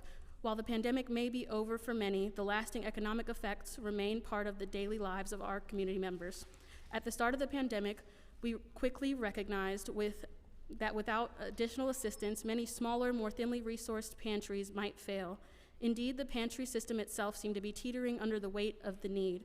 The City Council stepped in and provided funding to the largest emergency food distributors in the city to supply these pantries with the food and capacity resources they desperately needed. Met Council, along with partners including Catholic Charities and the Hispanic Federation, used the funding to distribute tens of millions of pounds of food in 18 months to New Yorkers in every zip code in the city. We also distributed millions of dollars in grants to keep frontline agencies operational and conducted distribution via mobile pantries and pop-ups in neighborhoods that lacked pantries. Met Council on its own provided food and grants to halal pantries who were otherwise not connected to the emergency food system in New York City. The city's targeted funding works to keep the emergency food system afloat. Unfortunately, as we now know, poverty and food insecurity have not abated since the pandemic, and these pantries once again need help. Met Council urges the council to come to the rescue again by rejecting the cuts to CFC and by bringing back this initiative by providing $20 million so that the pantries can continue to provide food resources that New Yorkers so desperately need. Thank you.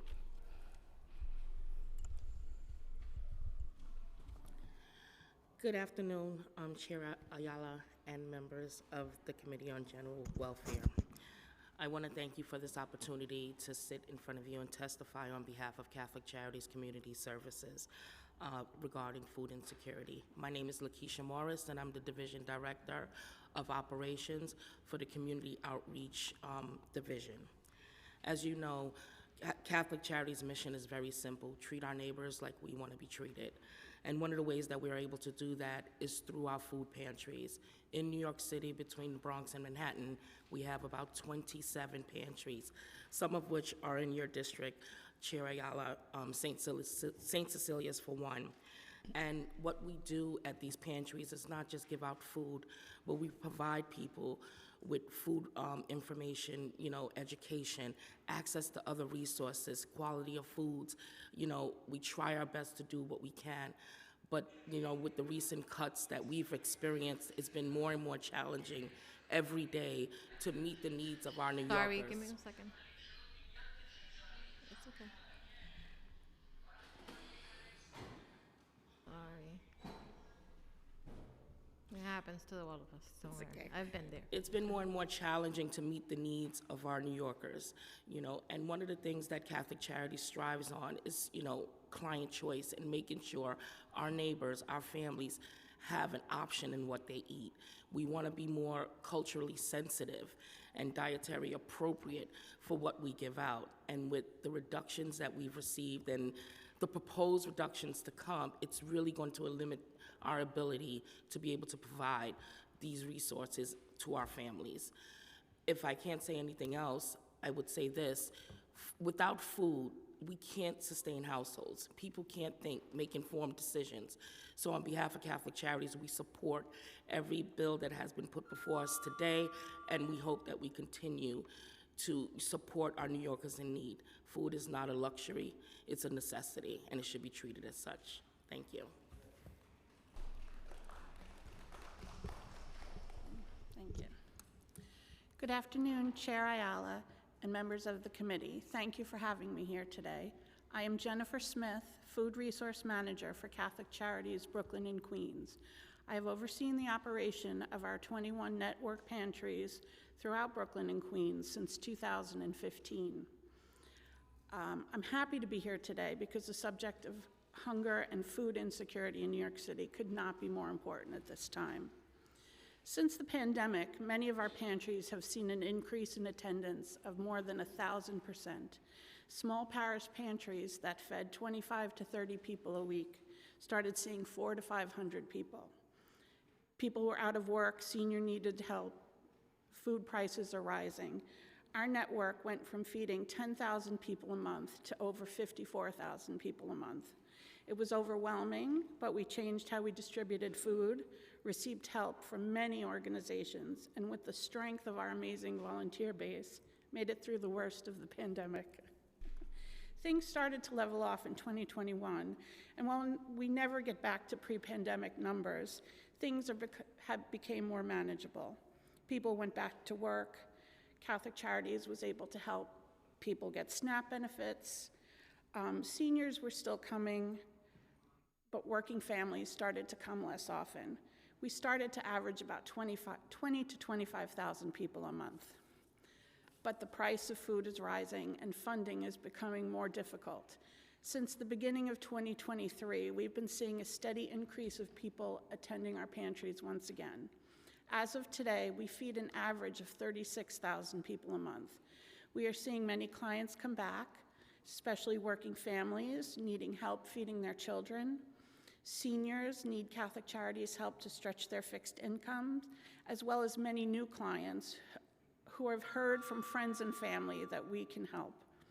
Our pantries, especially in Sheepshead Bay, Coney Island, and Canarsie, are seeing an influx of Russian and Ukrainian people, many of whom have displaced family members living with them.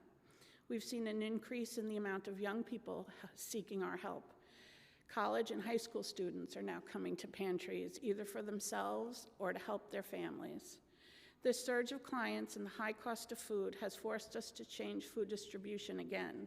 We're not able to provide fresh produce like we were and rely mostly on dry goods and canned foods.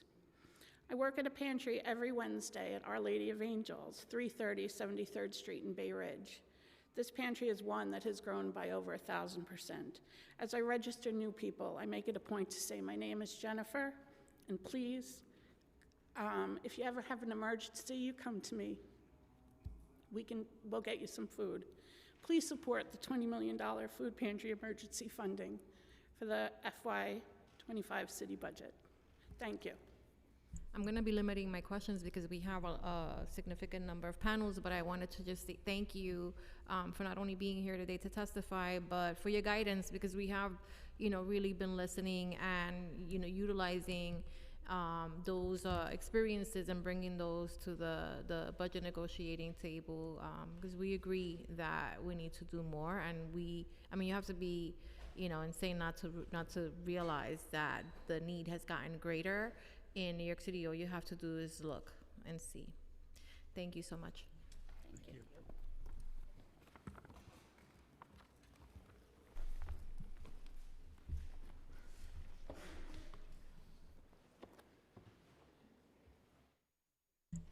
Our next panel consists of Richard Ralph, Barbara Hughes, Ariel Savronsky, and Greg Silverman.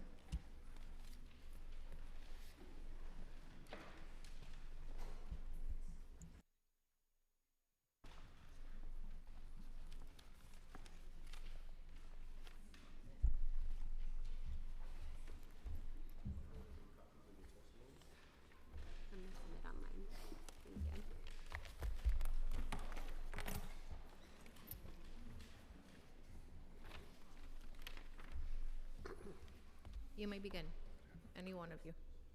You want to come this way? Yeah, go ahead. You can begin. Go ahead. Yeah.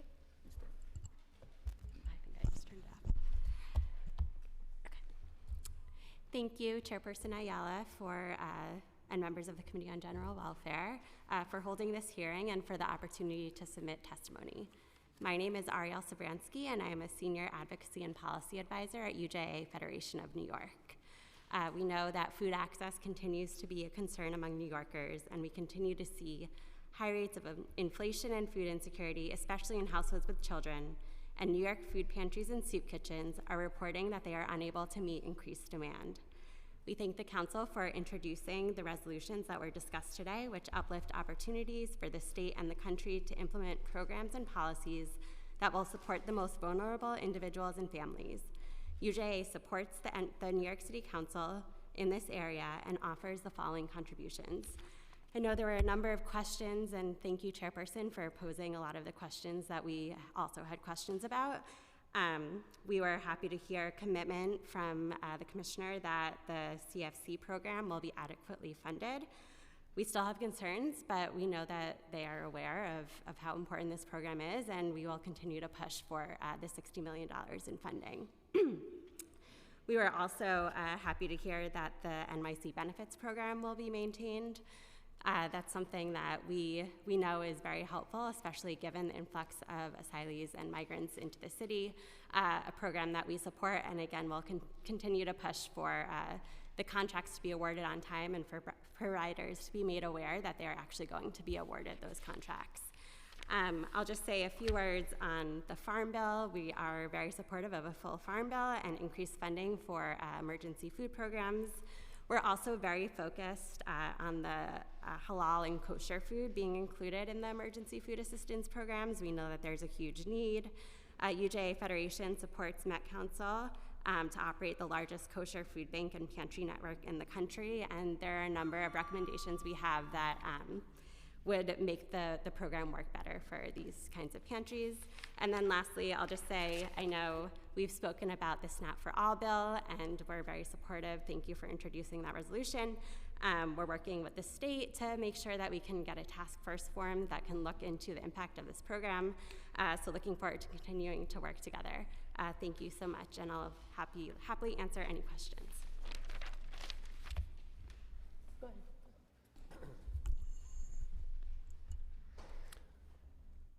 Thank you, General Welfare Chairman Diana Ayala. We really appreciate all your support, and I want to call out, thank you for not letting go on the line of questioning on the SNAP backlog. We're all baffled by what's happening, and our frontline staffers keep saying the same things. And Jill Berry said, if someone's hungry, she said, call 311 to find a pantry.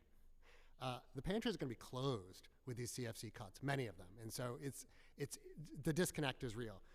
My name is Greg Silverman. I come from the West Side Campaign Against Hunger. We serve about 80,000 community members, some in your district, with a lot of healthy, fresh food, a lot of that through CFC funds. And that's really important.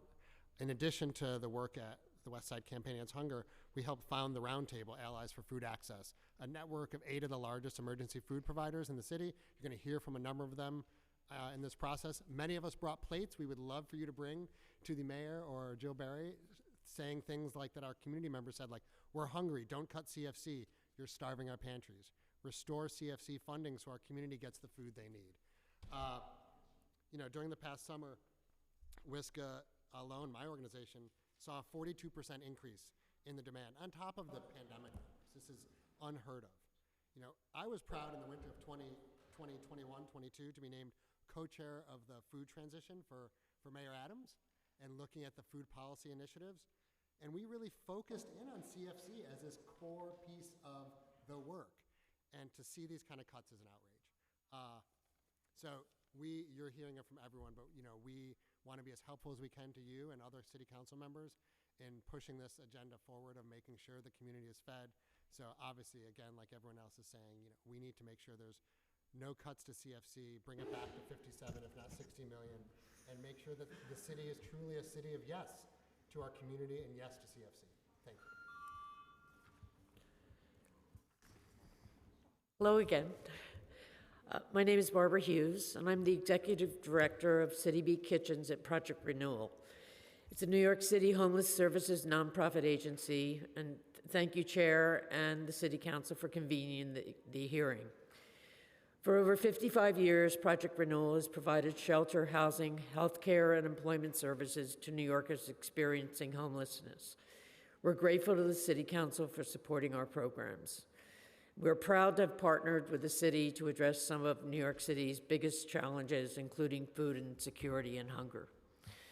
The budget must address the root causes of these challenges. And to make meaningful progress, we must improve stability for individuals and entire communities in the first place, in part by expanding access to supportive workforce development opportunities, especially for those who face significant barriers to employment. We need these employment opportunities for New Yorkers so that they can move towards supporting themselves. Our workforce development programs are a vital resource for thousands. For example, our culinary arts training program provides New Yorkers facing barriers to employment, including veterans, with a world-class culinary education and a pathway to fulfilling a career. Graduates who go on to work in settings like corporate kitchens, local restaurants, and for City Beat Kitchens prepare food for other New Yorkers, which prepares food for other New Yorkers in need. Our career advancement program provides retention and advancement services tailored to helping our clients build careers. Programs like this ensure career growth and maximize earning potential so participants can attain financial independence. To continue critical programs like these, we rely on $400,000 in citywide initiative and speaker funding.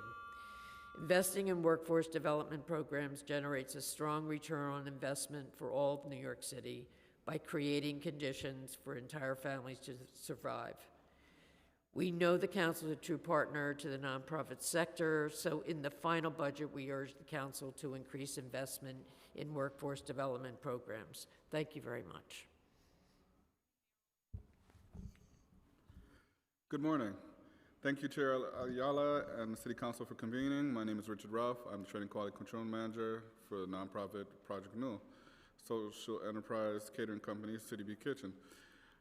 As Barbara said, Project Renewal has been providing shelter, housing, health care, and employment services for 100,000 New Yorkers for over 55 years. This is a meaningful program working towards addressing these challenges. Supportive employment personally made a big difference in my own life. I worked hard to get where I am today. My journey wasn't an easy one. I'm proud to say that I served our country in the Marine Corps from 2001 to 2005 and in the Army National Guard from 2006 to 2013, with one deployment in Afghanistan in 2012. When I finished my term of service, I had a hard time readjusting to civilian life, and unfortunately, I was incarcerated for 5 years. Upon release, I was eager to renew my life, and that's when I found Project Renewal in 2018. I enrolled in the Project Renewal Culinary Arts Training Program, and CATP trains New Yorkers who face barriers such as myself and many others, and finding employment after hardship that we experience due to life poor choices. We need these types of employment opportunities. Not always a life of poor choices. Sometimes it's a life of poor circumstances. Yes, I totally agree. Don't assume all of the responsibility. Yes. We need these type of opportunities, and definitely getting the support and funding for these programs definitely helps in that manner. Upon completing the program, the Project Renewal team was impressed with my hard work and dedication, and I was hired as a junior cook. Since then, I've been promoted twice, and now I'm the Training Quality Control Manager. I oversee service we allocate to contracts with other homeless shelters to provide food for the residents, assess food quality, address discrepancies, and get feedback so we can try to improve the quality of what we do. Project Renewal has helped brighten the dark part of my life after incarceration. Has helped me to get back into work and helped me to give back to the community, which I'm very proud of. Every person, every veteran should have these kinds of opportunities, especially when they fall in hard times. And I hope that New York City Council will continue to provide funding for Project Renewal and other programs like these to help generate a strong return investment for New York City by creating conditions for entire families to thrive. Thank you. I'm gonna have to come and taste the food first. And then we'll determine. But I really appreciate this program so much. I appreciate, all of the panelists, but I really appreciate this program the most because it has, such a benefit, right, for sustainability, for persons' independence, for future generational change. I grew up on public assistance. My mother was a single mother who was also born and raised into poverty. And so it's cyclical. And then when I got there, when I was old enough, I had 2 children, and I remember being in the park, and I couldn't afford to buy the kids an ice cream cone because I had already spent my money on, Con Edison and the cable bill, and the kids needed this and that or whatever. And it was really through through school. And I tell people it's either, the only way to really get out of this, out of poverty is through an education or through employment. And, these programs reap so many benefits for future generations. So I'm so proud of you. I'm so happy that you're happy there, and I will come and taste the food, and maybe you can teach me how to make your favorite dish. It's something that I really enjoy, and I'm trying to get my son into as well because he really enjoys the art of cooking. So thank you, and best of wishes. Thank you guys so much. Thank you.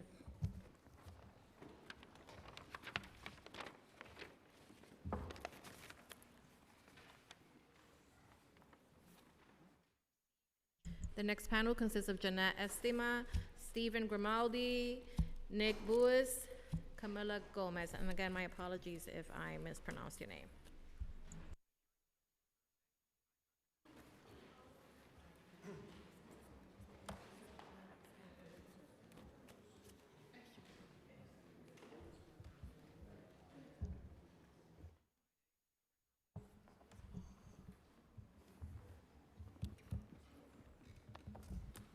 I feel like you shouldn't even be here, Steve. Like I feel like I know too much about you. You may begin. You may begin.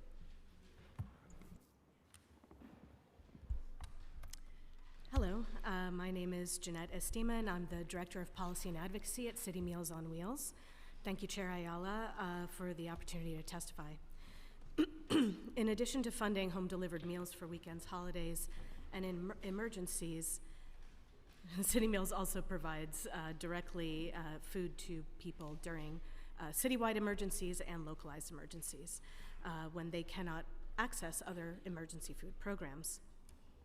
I wanted to share some findings from recent research that we completed that demonstrates the urgent need for expanding nutrition programs to better address food insecurity for older New Yorkers.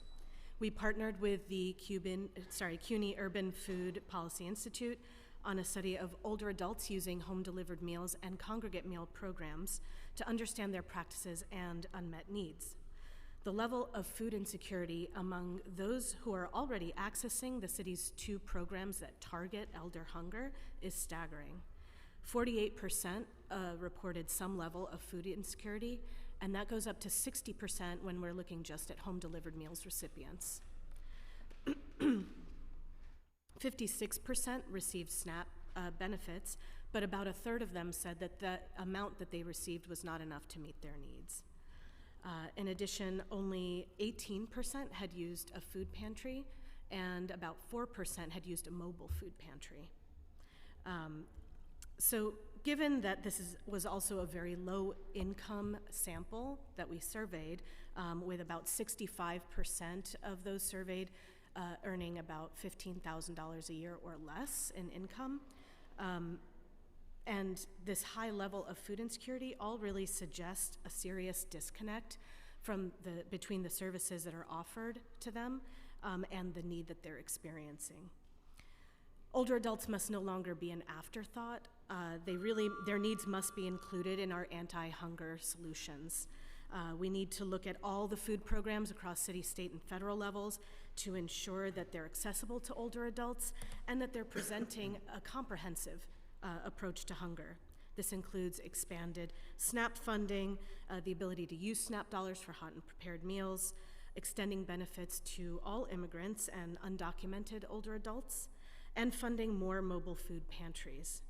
Finally, we're also asking that the council help to advocate for expanded funding and additional meals that are provided through the Older Americans Act for congregate and home-delivered meals programs. Thank you. Good afternoon. I have about 500 exhibits here from participants of our programs, just to give you an example of the commitment and the impact that Cuts to CFC will have. We actually gave the people, all of our participants, the option of just putting a sticker in their native language. They chose not to, most of them. They actually wrote a personal message on them, so I encourage you to read them. They're very powerful. Thank you, Deputy Speaker Ayala and members of the council for allowing us to testify. I'm Stephen Grimaldi, the Executive Director of the New York Common Pantry, also a representative of the Roundtable Allies for Food Access. As you know, the Roundtable is it's a dedicated and collaborating network of 8 emergency food providers throughout New York City. Put simply, it should be a right to have access to healthy food. An investment in providing food means allocating resources, financial, human, and material toward programs aimed at ensuring people have access to nutritious and sufficient food.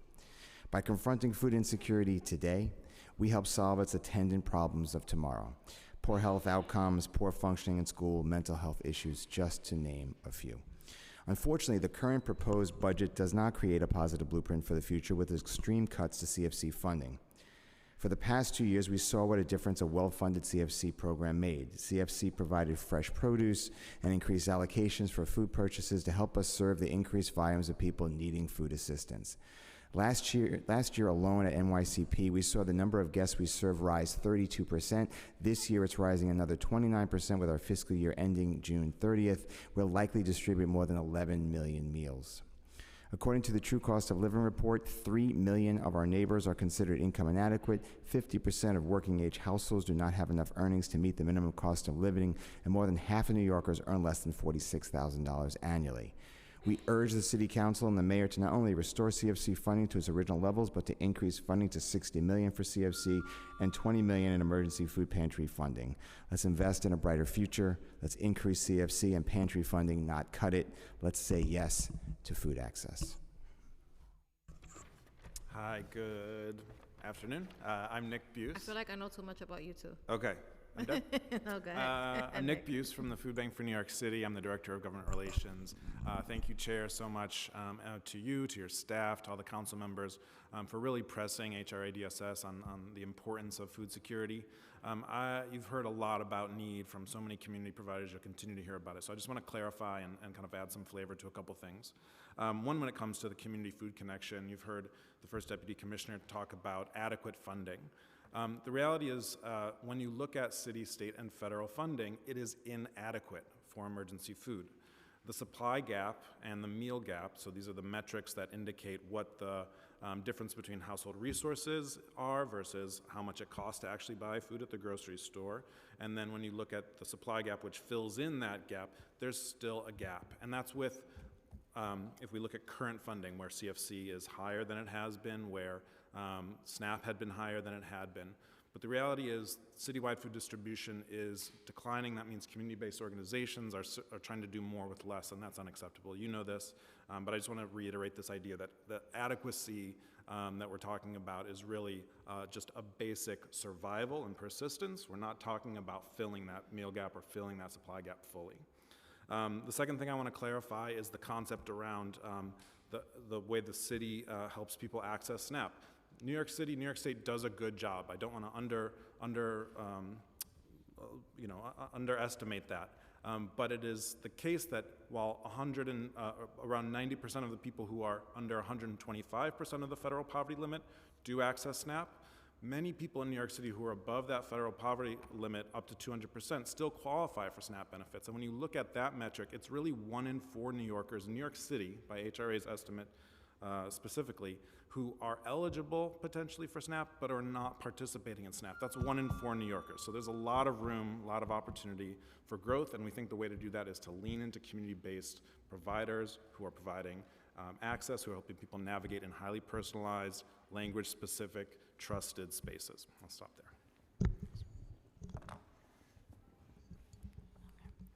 Hi, thank you, Chair Ayala, for holding this very important hearing. My name is Camila Gomez, and I'm here on behalf of God's Love We Deliver.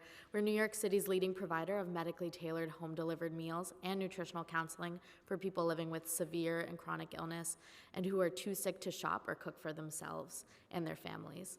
Annually, we prepare and cook more than 4 million meals in our kitchen with fresh ingredients and deliver in refrigerated vans directly to the home of more than 15,000 clients across New York City. The medically tailored meal model is an intervention designed to support people living with severe and chronic illnesses. Our meal plans are tailored to the medical and dietary needs of each of our clients by one of our 11 registered dietitian nutritionists. Our clients receive unlimited nutritional counseling sessions from our team of RDNs in an effort to provide ongoing support to clients. Research demonstrates that MTMs improve health outcomes, lower cost of care, and increase patient quality of life. In fact, when patients receive MTMs, healthcare systems see a 16% net cost savings after paying for the intervention. Patients are admitted to the hospital 50% less often, and they reduce their reliance on emergency department services by 70%. We believe that being sick and hungry is a crisis that demands an urgent response, and for New Yorkers living with complex illnesses, God's Love is the only service that stands between them, hunger, and malnutrition. Each love, God's Love, continues to grow to meet the demand for services. It's one of our core principles that we never have a waiting list. However, this is becoming increasingly difficult without additional support, as we're now on track to deliver 4.3 million meals this fiscal year, having grown more than 50% in just the last 2 years alone.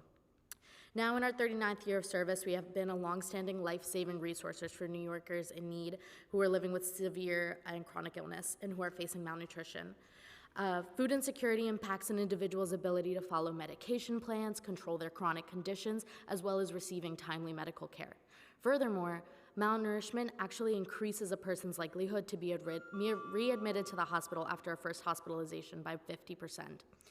In light of the great need demonstrated by New Yorkers living with severe and chronic illness, along with the improved health outcomes shown by research, we ask that the City Council develop a contract specifically in service of those in need of life-saving medically tailored meals.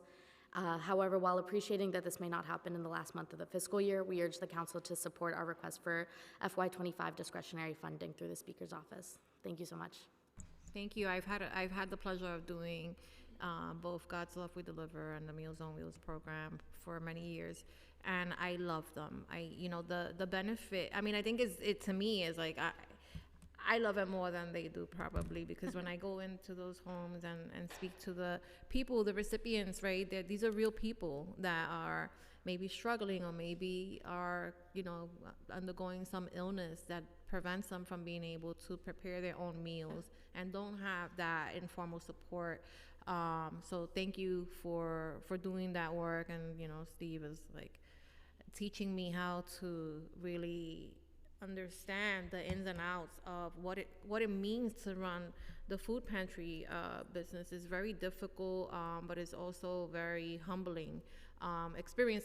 He had me do I'm just gonna rat him out, but he had me do Thanksgiving dinner a couple of times, and it was hard taking those the menu options and then making sure that people got the right food back. It was hard, but it was very fulfilling for me and to the people that were there. So thank you so much. And Nick has taught me everything about the wait list that exists even in the local pantry around the corner from my home, which thanks to your program gets funded. And just seeing all of the work that you guys put in and the love that you put into the work that you do is really uplifting and helps ensure that we have that fight, right, to continue to advocate beyond the walls of today's hearing and have that translated into our budget negotiation conversation. So thank you so much. Thank you. Our next panel consists of Christina Hansen, Rachel Sabella, Joel Berg, and Martina Santos.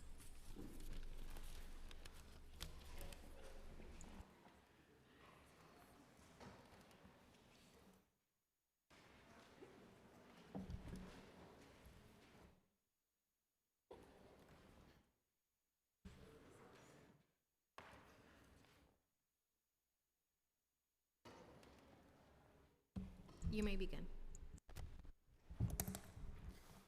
Thank you. Thank you, Deputy Speaker Ayala and the Committee on General Welfare for having this hearing today. My name is Christina Hansen, and I'm the Executive Director of Part of the Solution, or POTS, a community-based organization in the Bronx that has been fighting food insecurity and poverty for over 4 decades. Last year's True Cost of Living report shed light on a stark reality. Over half of New York's households cannot cover the necessities. It is an insurmountable challenge. That rate exceeds 80% in the Bronx communities that we serve. The demand for our services has not abated, in fact increased since the COVID-19 pandemic. For many of our clients in the most critical situations, including those facing homelessness, they come to us in desperate for access to food. Clients will prioritize paying rent so they're not evicted. They will sacrifice their access to food and rely on organizations like POTS to make it through the month. In addition, for clients who've overcome many challenges by securing a steady job or finding a stable housing arrangement, the wages they are paid are just not enough to cover the cost of essentials in this city. Last year, we partnered with members of our community to create a space where they could share their thoughts about neighborhood issues. On the subject of food insecurity, I bring a statement from this committee, and it reads: POTS Community Advisory Committee stresses that the 5 boroughs are facing hunger. The added costs of rent and taxes, among others, make it impossible to cover the cost of food that is needed. Salaries have not increased at the same pace as prices. The committee is concerned about the quality of food that is available. Children are hungry at home, and school meals are not always ideal. A hungry child cannot focus on learning. Seniors are not always accessing the most nourishing food that will give them the nutritional values they need at their age. Hunger is real in the city, and people are forced to make the most of limited resources, including expired food, to survive. End of quote. Potts believes that hunger in New York City is unacceptable. This is one of the richest cities in the world. With the political will and resources available, we can have both short and long-term solutions to food insecurity. We're concerned about the trends we see in proposing cuts to public programs assisting the hungry, like Community Food Connections and the School Meals Program, which are a matter of survival for many vulnerable families. And we ask city officials to consider expanding the budget for these programs to the levels that others have mentioned in this program. Thank you so much for your time. We really appreciate it.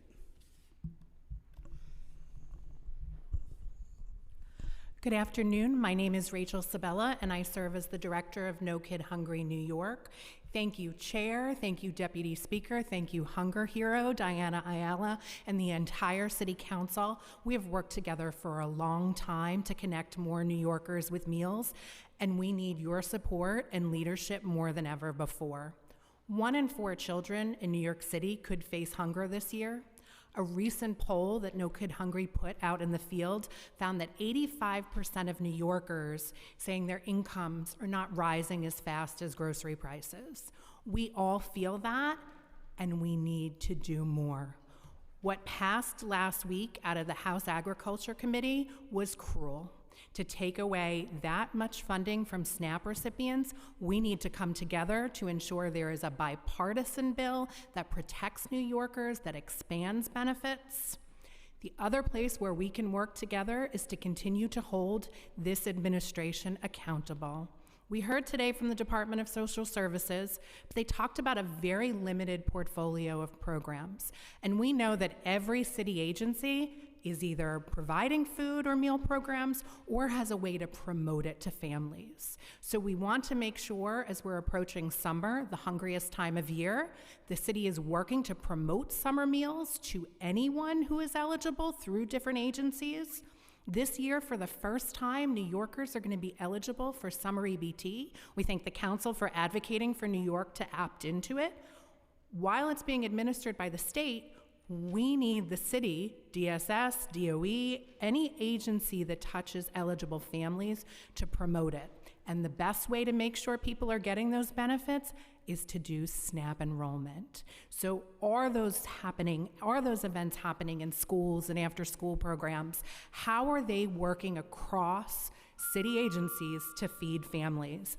I would be remiss, though, if I did not mention a big issue that we've been all working on: cuts and confusion over the Department of Education's budget for school meals. We want to make sure that kids have consistent access to nutritious meals, and this administration continues to fulfill their promises of supporting families. So thank you, and together we can make No Kid Hungry a reality. Hi, I'm Joel Berg, CEO of Hunger Free America. Let me reiterate the thanks of all my colleagues, for the Deputy Speaker for your incredible leadership on these issues. I've submitted detailed testimony for the record, so let me just highlight a few points. Number one, this is an affordability problem, not a food distribution problem. We need to raise wages and make New York City affordable again, and then fill it in with food. Two, just like Rachel said, that the top thing we need to do is increase participation in the existing federal programs. Every dollar we at Hunger Free America spend on SNAP outreach funded by the city generates $60 worth of groceries funded by our very wealthy Uncle Sam. We need to do more to help people get WIC, which is available for new migrants. School breakfast, we still have the lowest school breakfast participation rate out of any big city in the United States. I know the General Welfare Committee doesn't oversee the Department of Education. I hope the council can really focus on this. Every mayor claims they're going to fix it, and it's still not fixed. We're losing out to LA, Chicago, Houston, Newark, not Mayberry. Big city school districts are doing better than us. Of course, it's absurd that for the third mayor in a row, they're proposing slashing emergency food to pantries and kitchens and the food bank and agencies. Every year, the council puts back the money, and every year we have this ridiculous dance where we have to come here and beg, so to speak, for the needs of the most vulnerable New Yorkers. It is insane. And lastly, let me reiterate how crazy and immoral the Farm Bill passed by the House Republicans are. We support all the legislation here to increase, to push Congress to do better. But just to help you understand, the same bill that cuts $30 billion out of the most vulnerable American children, older Americans, workers, veterans, and people with disabilities. That adds $50 billion in agribusiness corporate welfare to the biggest agriculture corporations in America. It's immoral, and the council should do everything it can to oppose it. Thank you.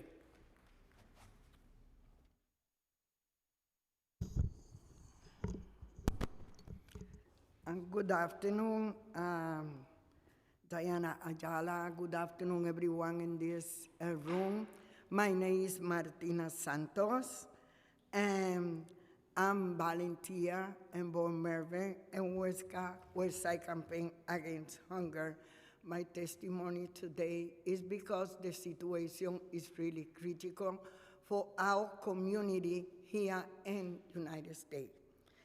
Currently, I'm attending Westside Campaign Against Hunger food pantries, a customer, and then I be volunteer and a board member. I have been visiting Wisca for 14 years. When I come to Wisca, right away I fall in love with Wisca, and I be a customer. My income is too low. I'm living in the Bronx, and I can't affordable to buy a healthy food to put it on my table. That's why I'm going to Wisca. The distribution on Wisca is one of the best distribution because we got fresh fruits and vegetables, protein, grain, milk. I wish when I went to Wisca, I'd be able to choose my own food I want to be taking home. Everything is worse after the pandemic. And the pandemic, with the people, they lose their job. The people lose the job. They need to move with a family member. Wisca, the mission of Wisca is fighting with the hunger here in New York City. We have opportunity to help in Wisca to give it don't cut the budget, please. I'm not really nervous because that's the first time I talk in public. I hope you forgive me. For the example, 7 years ago, Wisca had only one distribution, it was the pantry.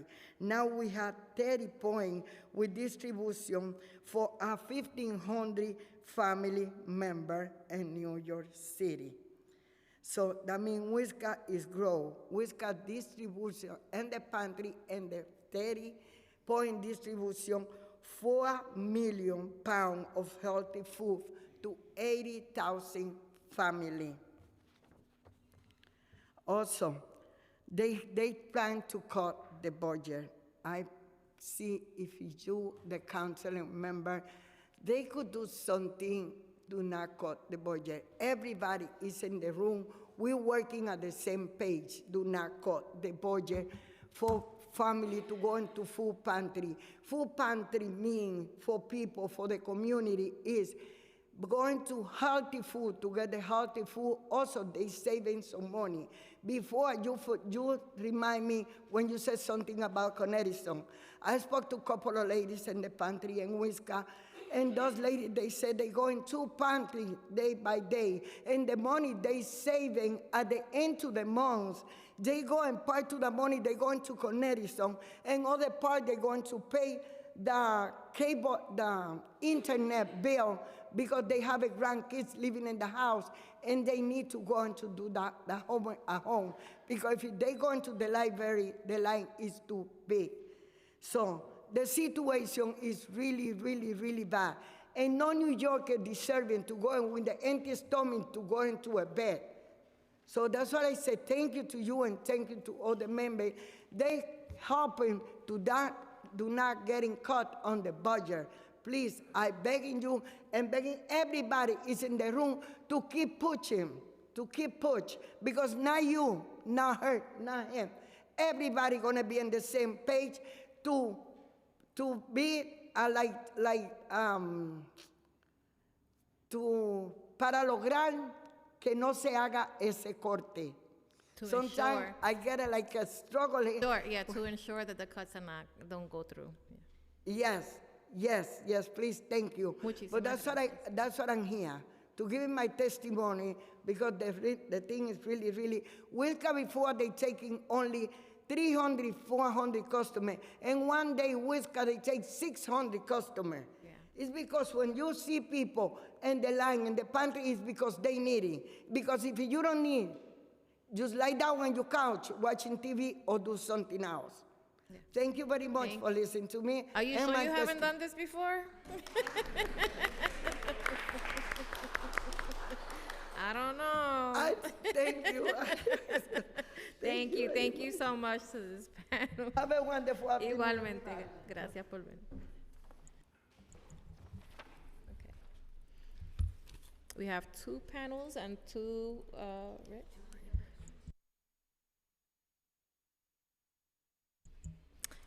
Evelyn Garcia, Alex Hughes, Sophie Martin, and Paula Inhargue? Sorry about that, Paula.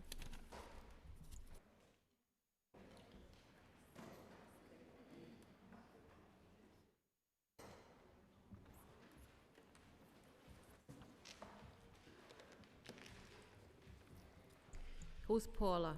Me. How do you pronounce your last name? Inare. Oh, okay. It's fine.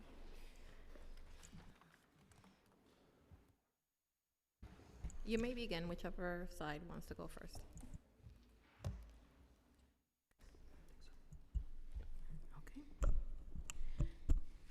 Chair Ayala and members of the Committee on General Welfare. Hello, my name is Evelyn Garcia, and I am the executive chef of the Teaching Kitchen at Lenox Hill Neighborhood House. Thank you so much for holding this important meeting. The Lenox Hill Neighborhood House is a 130-year-old settlement house that provides an extensive array of social services that improve the lives of over 15,000 New Yorkers in need each year, from ages 3 to 103. Today, I will be speaking on behalf of our community from my unique perspective as a chef leading a farm-to-institution training program that impacts almost every council district. Lenox Hill Neighborhood House is in support of resolutions being heard today and will submit a more thorough testimony on what we believe are positive impacts of federal legislation supported by resolutions 25, 227, and 237. The Neighborhood House serves over 400,000 meals annually to our clients in-house, including 3- and 4-year-old children in our Head Start early childhood program, to unhoused women residing in a mental health shelter, and to members of our older adult centers. Our social workers and benefit advocates help clients obtain SNAP benefits, provide resources for food pantries and soup kitchens, assess and authorize home-delivered meals, share free nutrition education program, and often navigate conversations with clients on how to maximize governmental benefits and eligibility in order to stretch budgets and improve access to food and food security. The resounding refrain and common barrier is lack of access to healthy, affordable food and not having enough funds or resources to afford food, even if accessible and available to purchase. Generally, legislation to increase flexibility and where and what type of healthy food can be accessed through assistance programs is welcomed and more closely matches the realities of how working people purchase and prepare their meals. Expanding eligibility for food assistance to promote participation in higher education and workforce training is also warranted. Most importantly, increasing food for food aid that adjust for the rising consumer cost is essential. There are steps that the city can take on this front as well. To address food cost and inflation, the city should partner with organizations to provide government-funded meals through nonprofits and schools. At the Teaching Kitchen, we offer all nonprofits free training on our farm-to-institution model to improve citywide meal programs. Incorporating this training into workforce development for cooks and chefs, along with basic equipment upgrades such as sharp knives and cutting boards, would ensure healthier, nutritious meals across the city. Promoting local procurement and enhancing the food system across New York State to supply locally grown food at reduced cost is essential. Additionally, investing in the salaries and professional development of cooks and chefs, especially in nonprofit institutional kitchens, will improve food security and support the retention and financial growth of paid workers, primarily mujeres de color, women of color. In closing, food and having access to healthy, affordable, and fresh food and meals is something we consider a right. The federal legislation you will support through these resolutions and innovation in the city practices closer to addressing food insecurity. Thank you.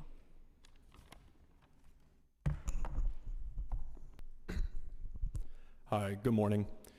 Thank you, Councilman Ayala, for holding this important hearing on an issue that is really critical to not just our city, but our state and nation as a whole, and also for the rest of the city council members that are here to hear this. My name's Alex Hughes. I'm the Senior Director of Hunger Prevention and Advocacy with Project Hospitality. We're an interfaith service provider in Staten Island, and we service over 30,000 individual Staten Islanders a year.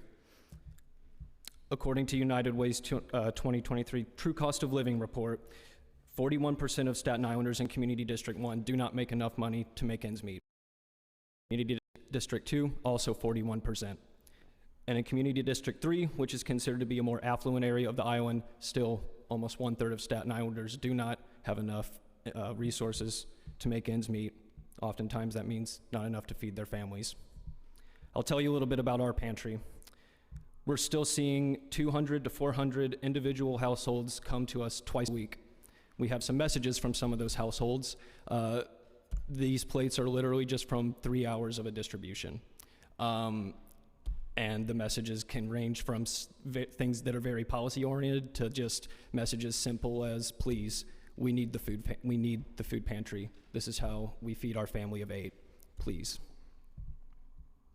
If these cuts go through, I'm not worried about just our program, but also all of the other programs that benefit. I think 699, it was said earlier, that is how many programs that are receiving funding from CFC. This issue is personal to me as well. I was one of those kids that went to school hungry. I was one of those kids that couldn't focus in class because I was hungry. I was in a state where there was not a robust emergency food system that exists here. That's one of the reasons I moved here, because New York City has often been a leader on so many important issues, and our city has the chance and the opportunity to continue being leaders in this space and not followers, especially with what we all fear is upcoming with the Farm Bill. So thank you all for your support and recognition of how important those policies are at the federal level. So in closing, I'll just say that, thank you again for the support. And there are so many families who just don't qualify for SNAP because they make this much too money. That was my father, and that shouldn't happen. That should not happen. So CFC should absolutely be fully funded in our view, and a fully funded CFC means stronger and healthier communities. Thank you.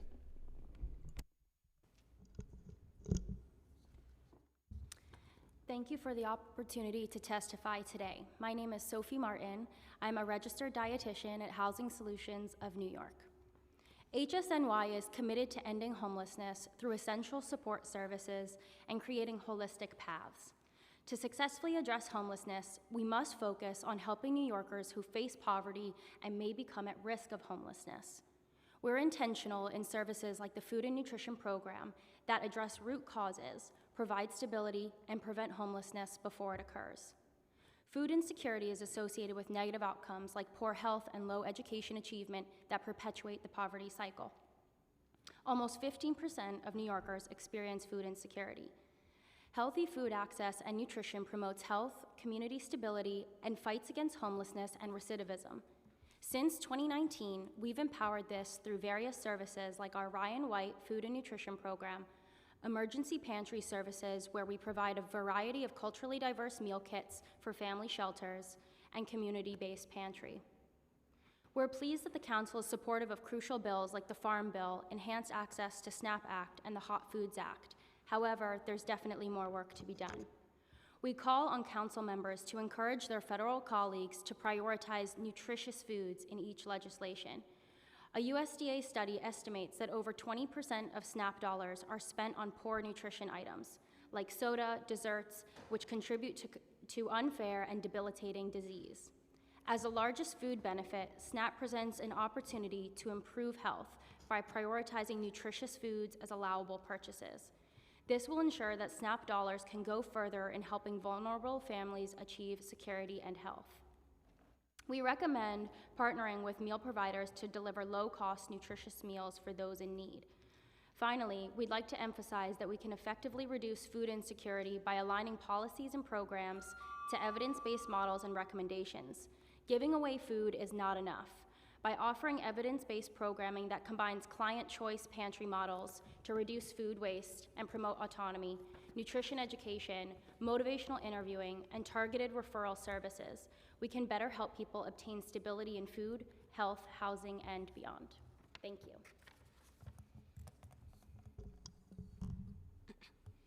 Thank you, Chair Ayala and members of the committee for the opportunity to testify today. My name is Paula Inargue, and I'm a policy analyst at United Neighborhood Houses. UNH represents neighborhood settlement houses, and our members provide a wide variety of services to their community, such as providing support to access benefits and case management for HRA programs. We are at a crucial moment to address issues of hunger, food insecurity, and poverty in New York City. The city must fund the Community Food Connection Program at $60 million in FY25 to sustain and grow the program, allowing providers to effectively allocate resources and keep supporting the growing needs of asylum seekers. Several settlement houses in UNH's network receive this funding, and it directly supports communities in need of food. Thank you for your support for this funding level. The Council should also restore its food pantry initiative to at least FY23 levels, recognizing its important role in addressing food insecurity and supporting communities in need.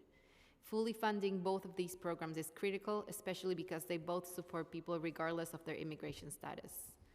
Our written remarks highlight a concern around New York City aging programs that address food insecurity for older adults, including recently awarded contracts for the Home Delivered Meals program. We are concerned that some of these contracts went to private contractors for the first time, and that this may compromise the integrity of this essential social service program. Lastly, thank you for your questioning earlier around the New York City Benefits Program and clarifying the funding levels. We need to ensure this program is fully funded in the out years so all 36 CBO providers are able to continue their essential work. Thank you. Thank you guys so much. This is the final in-person panel, so I just want to remind anyone, if you are here and you wanted to testify, please see the Sergeant at Arms and fill out a form.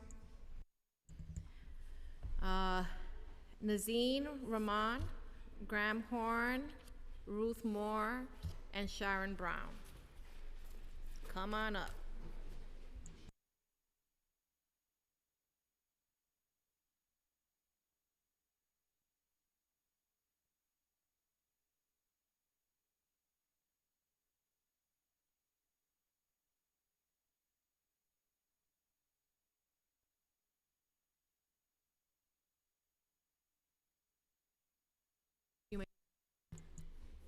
You can begin. Yeah.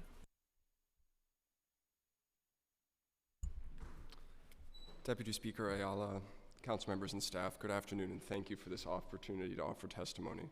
My name is Graham Horn, and I'm a staff attorney at the Shelter Advocacy Initiative, Public Assistance and SNAP Practice at New York Legal Assistance Group, or NYLAG. Thank you, Chair and other members, for highlighting the issue of food provision in DHS and questions to DSS Deputy Commissioner.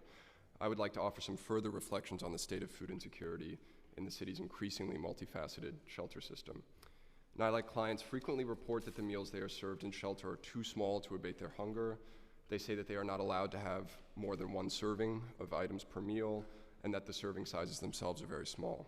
As a result, clients residing in shelter are left perpetually hungry. Inadequately feeding shelter residents only further disenfranchises them. Providing food is not the same as providing enough food.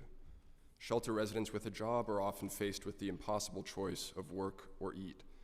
This is a result of the fact that shelter meals are served at specific and rigid times, and if the residents are not present at those times, they cannot get a meal. This difficulty is multiplied by the fact that recipients of cash public assistance are not awarded the restaurant allowance supplement if they live in a shelter that serves meals. On top of that, individuals and families who reside in shelters that purport to provide meals have their cash assistance benefits reduced based on the fiction of readily available food. Further, shelter policies prevent residents from bringing in outside food, weakening the possible benefit of food pantries and market shares. This compounding problem of hunger in shelter deserves the Council's attention and immediate action. Our most recent immigrant neighbors and clients also face extreme hunger in their new immigrant-only shelter system. Those clients residing in these shelters report that they are not being provided with adequate food, not being served hot food, and that the food they are served has mold on it or is otherwise spoiled. Compounding the difficulty here for our new immigrant neighbors, most are not eligible for federal SNAP benefits. NILAG is honored to stand in support of Resolution 57, which calls for the state of New York to provide food support benefits for those not eligible to receive federal SNAP assistance. Such a local program would provide our new immigrant neighbors with essential food assistance. We thank you for the work you have done to facilitate services for vulnerable New Yorkers, and we hope we can continue to be a resource for you moving forward. Thank you. Thank you, and if you can get your hands on a menu. Say it again. If you can get your hands on a menu that you can send me, I want to go and see, because that's a really good point. The timing issue also, like it's really, I didn't ask about that, I didn't think about that one, but you're right. If you're working and you're, you know, Right. you can't stay, yeah, Right. yeah. No, thank you so much for bringing that up. Go ahead. Good afternoon. My name is Nazneen Rahman, and I'm an Assistant Vice President at Emblem Health Neighborhood Care, overseeing our 15 neighborhood care sites across New York City. On behalf of Emblem Health, I would like to thank Chair Ayala and the members of the Committee on General Welfare for holding this hearing. Neighborhood Care is a nonprofit operating in all 5 boroughs where we provide free in-person and virtual support, access to community resources, and health and wellness classes to all community members. We provide services in English, Spanish, Mandarin, Cantonese, and Haitian Creole, and 81% of our team members are bi or trilingual. At Neighborhood Care, we are dedicated to addressing unmet health and well-being needs, and some of our priorities include increasing access to healthy food and nutritional guidance. In 2023, nearly 72,000 individuals accessed care through our sites, and we reached nearly 7,500 recipients at food pantry and farmers market events, in collaboration with our partners at our Harlem, Crown Heights, East New York, and Jackson Heights locations. We also won support for 3 grant programs that increased food access and programming at our sites in Flushing, Chinatown, and Cambria Heights, thanks to Councilmember Ung, Manhattan Borough President Levine, and State Senator Comrie. In addition to these events, we host nutrition classes, we run diabetes self-management courses, and we facilitate SNAP enrollment. We support the City's Council's efforts to address hunger and food insecurity in our city, and we hope to be a constructive partner and resource to accomplish these goals. We would welcome support and partnership from City Council members to enhance our ability to host food distribution and nutritional education at our sites. We would be happy to share our findings and experiences working directly with the community, and we would like to be considered as a partner in initiatives you have underway to improve access to healthy food. Thank you.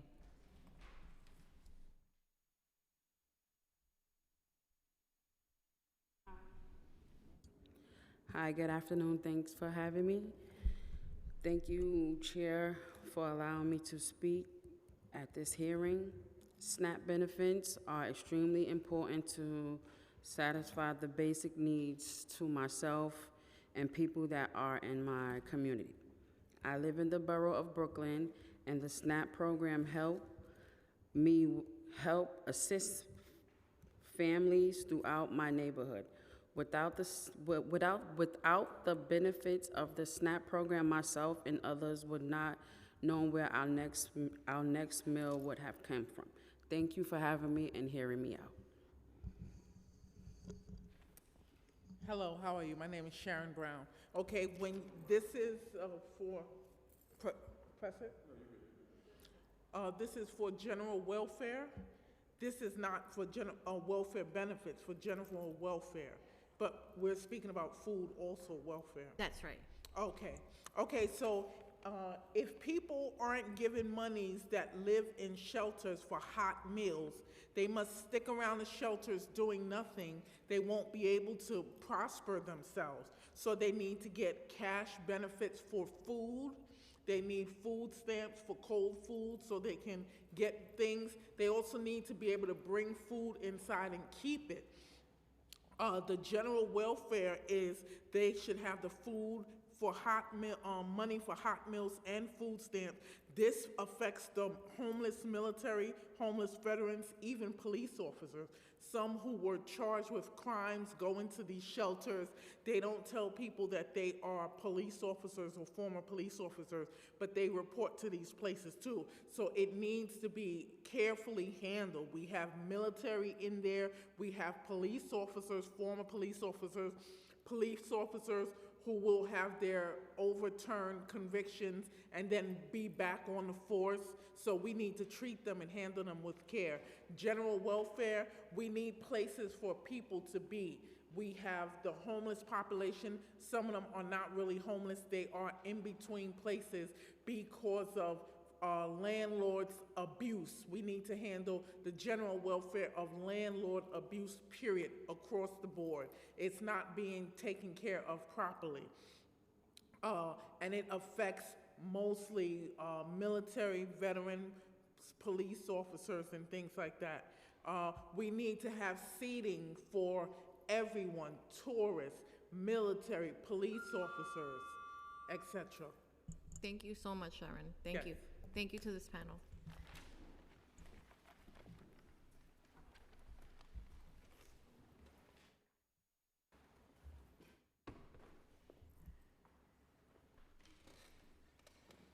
Okay, we're moving briefly to Zoom before we hear from our last panelist, but I'd like to remind everyone that I will call up individuals in panels. Once your name is called, a member of our staff will unmute you and you may begin your testimony once the Sergeant at Arms sets the clock and gives you the cue. All testimony will be limited to 2 minutes. Remember that there is a few second delays when you're unmuted before we can hear you. First, we'll hear from Kathleen DePerna, followed by Egundu Anuha.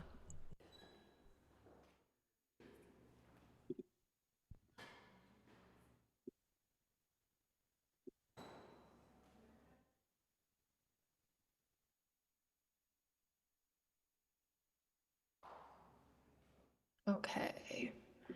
Good afternoon, Deputy Speaker Ayala and members of the General Welfare Committee. Thank you for the opportunity to testify today on Rethink Food's efforts to reduce food insecurity and support frontline community-based organizations and our city's small minority and women-led businesses. My name is Kathleen DePerna, and I represent Rethink Food, a New York City-based nonprofit with the mission to create a more sustainable and equitable food system, one where every New Yorker has access to dignified, culturally competent, and nutritious food. Currently, we operate in 35 council districts across all 5 boroughs. Rethink was founded in 2017 by our CEO and founder, Matt Joswiak, who saw firsthand how good food from restaurants goes underutilized and to waste. He started our sustainable commissary kitchen by transforming excess food from restaurants, corporate kitchens, and grocery stores into meals delivered to CBOs, a model that concurrently tackles food waste and food insecurity. Today, that kitchen prepares an average of 15,000 meals per week and distributes to 10 CBOs in Queens, Brooklyn, and Manhattan. Our work has evolved to include another innovative solution to address food insecurity, our Rethink Certified Restaurant Program. Launched at the height of the COVID-19 pandemic, with food insecurity escalating and restaurants facing widespread closures, Rethink leveraged its experience to partner with restaurants to prepare meals for food insecure communities. We had a unique opportunity to distribute meals to keep restaurants open, retain staff and jobs in our community. Since the pandemic, we've engaged both of these models to respond to providing over 13 million culturally competent meals for our newest asylum-seeking neighbors at 34 shelters in the city. We were brought in to help improve the quality and cultural competency and reduce food waste at these sites, and would like to continue to work with the city and council to provide better prepared meals to New Yorkers in need. Ultimately, the clients that we continue to serve seek food assistance at organizations like Rethink because of an inefficient food system, and we continue to urge the city councils, agencies that procure food, and the administration to continue focusing on improving the quality of food procured so that we can get New Yorkers the food they need, decrease the amount of food wasted, and be less reliant on food access organizations so they can use these funds for other pressing city issues. And Chairperson Ayala, I just want to echo the comments that you made earlier, and we'd love to continue working with you, Majority Leader Farias, Council Members Juan, Menon, Hudson, and Hanif, and the Mayor's Office of Food Policy on improving food quality and New York City food procurement. Thank you. Thank you. We will now hear from Egundu Anuha. Thank you, Chair Ayala and the Committee on General Welfare for holding this important hearing on food insecurity. My name is Egundu Onoha. and I'm here today as a board member of the Metropolitan New York City WIC Association. I will submit a written testimony in case my time runs out. But the Special Supplemental Nutrition Program for Women, Infants, and Children, WIC, offers nutrition education and counseling, healthy foods, breastfeeding counseling and support, voter registration, referrals to community agencies for women, infants, and children up to the age of 5. WIC is one of the only federally funded programs available to all residents, regardless of citizenship or immigration status. Our goal is to help women, infants, and children live stronger and healthier lives. Our member organizations from the 5 boroughs, Long Island and the Hudson Valley, serve hundreds of thousands of New Yorkers. And the impact WIC makes plays a significant role in reducing healthcare costs, as well as reducing high mortality rates, especially among women of color. According to the New York State Department of Health, only half of eligible New York families participate in WIC. Additionally, less than half of eligible children from ages 1 to 4 participate. Our association knows very well that more outreach is needed to engage more eligible New Yorkers. Despite this growing need for WIC, funding for WIC providers in New York State has remained stagnant for a decade, leaving our program severely understaffed and unable to upgrade facilities or purchase basic technology and office equipment. This has resulted in WIC agencies straining under caseloads that have become more challenging as asylum-seeking families seek our assistance. The state has given us flat funding of just about $26 million a year for the entire statewide WIC program for the past 9 years. Thank you for your testimony. Your time's expired. Which has resulted in many WIC providers shutting their doors, including Jacobi Hospital, North Central Bronx, Kings County Hospital, Governor Medical Center, East Harlem Human Services, and Richmond University Medical Center. These offices have endangered 12,000 women from getting services from WIC. While we are remaining in productive conversation with the governor's office for avenues for additional funding, we must make you aware that WIC providers need the city's ongoing support and advocacy on increasing state funding and forging new partnerships that will allow us to continue our work in your districts. I hope you will please consider us as a resource as you seek ways to address food insecurity in New York City. And we look so much forward to collaborating with you on ensuring the long-term availability and stability of the WIC program in New York. Thank you. Thank you. We will now hear from our final panelist, Susana Camarena.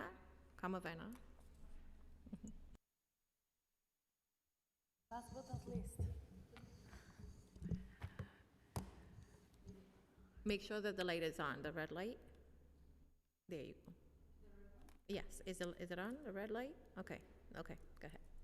Thank you, and good afternoon, Madam Chair Ayala and members of the committee. My name is Susana Camarena, and I'm the Executive Director of the Tacombi Foundation, an established 501c3 and Tacombi's philanthropic arm. As you might know, Tacombi is a New York City-based company operating 21 Mexican taquerias in the United States and a tortilleria factory in Sunset Park, Brooklyn, 12 of which are based across Manhattan, Brooklyn, and Queens. The mission of the Tacombi Foundation is to advance Mexican and Hispanic immigrant communities through food accessibility, education, and employment training, which is why I'm here today. In April of 2020, the Foundation launched the Tacombi Community Kitchen Program, or TCK for short, as a response to the food insecurity crisis exacerbated by the COVID-19 pandemic. Since then, the Tacombi Foundation has turned TCK into a food accessibility program with partners such as Rethink Food and Hispanic Federation, among others, and has provided over 1 million meals since then. The TCK program has continued to grow by leveraging the kitchens of the 21 Tacombi restaurants to produce over 8,000 meals every week and distribute them through a network that consists of over 30 community-based organizations across Manhattan, Brooklyn, Queens, and especially the Bronx, and which are embedded in neighborhoods with large concentrations of Latino and Hispanic communities, many of whom are recent arrivals.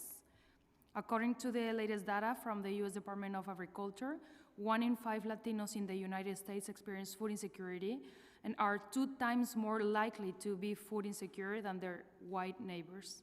According to 2022 data from the New York State Comptroller's Office, the food insecurity rate for Hispanic New Yorkers is 22%. In our extensive work through the Community Kitchen program, we have seen a bigger demand for food, one which is much larger than today. It was the highest of the COVID-19 pandemic when the program launched. For this reason, we are here today to highlight the issues affecting the Hispanic immigrant communities going through food insecurity, and we call upon the City Council to consider all measures that will improve the living conditions and provide needed through food to all New Yorkers, to continue our work of dignifying people through food, of providing reliable, wholesome, and culturally relevant meals to families facing food insecurity. The Tacombi Foundation has requested discretionary funding under the Food Access and Benefits and Welcome NYC initiatives for fiscal year 2025, for which we hope to be considered and work alongside the City Council on this pressing issue. Thank you so much. Thank you. And with that, I want to just add that if we've inadvertently missed anyone who would like to testify virtually, please use the raise hand function in the Zoom, and I will call on you in the order of hands raised.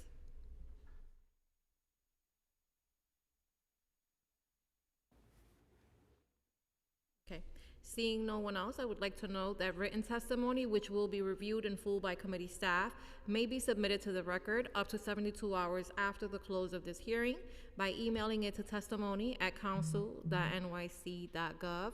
I want to thank all of the folks that came out today to testify, and with that, this hearing is closed.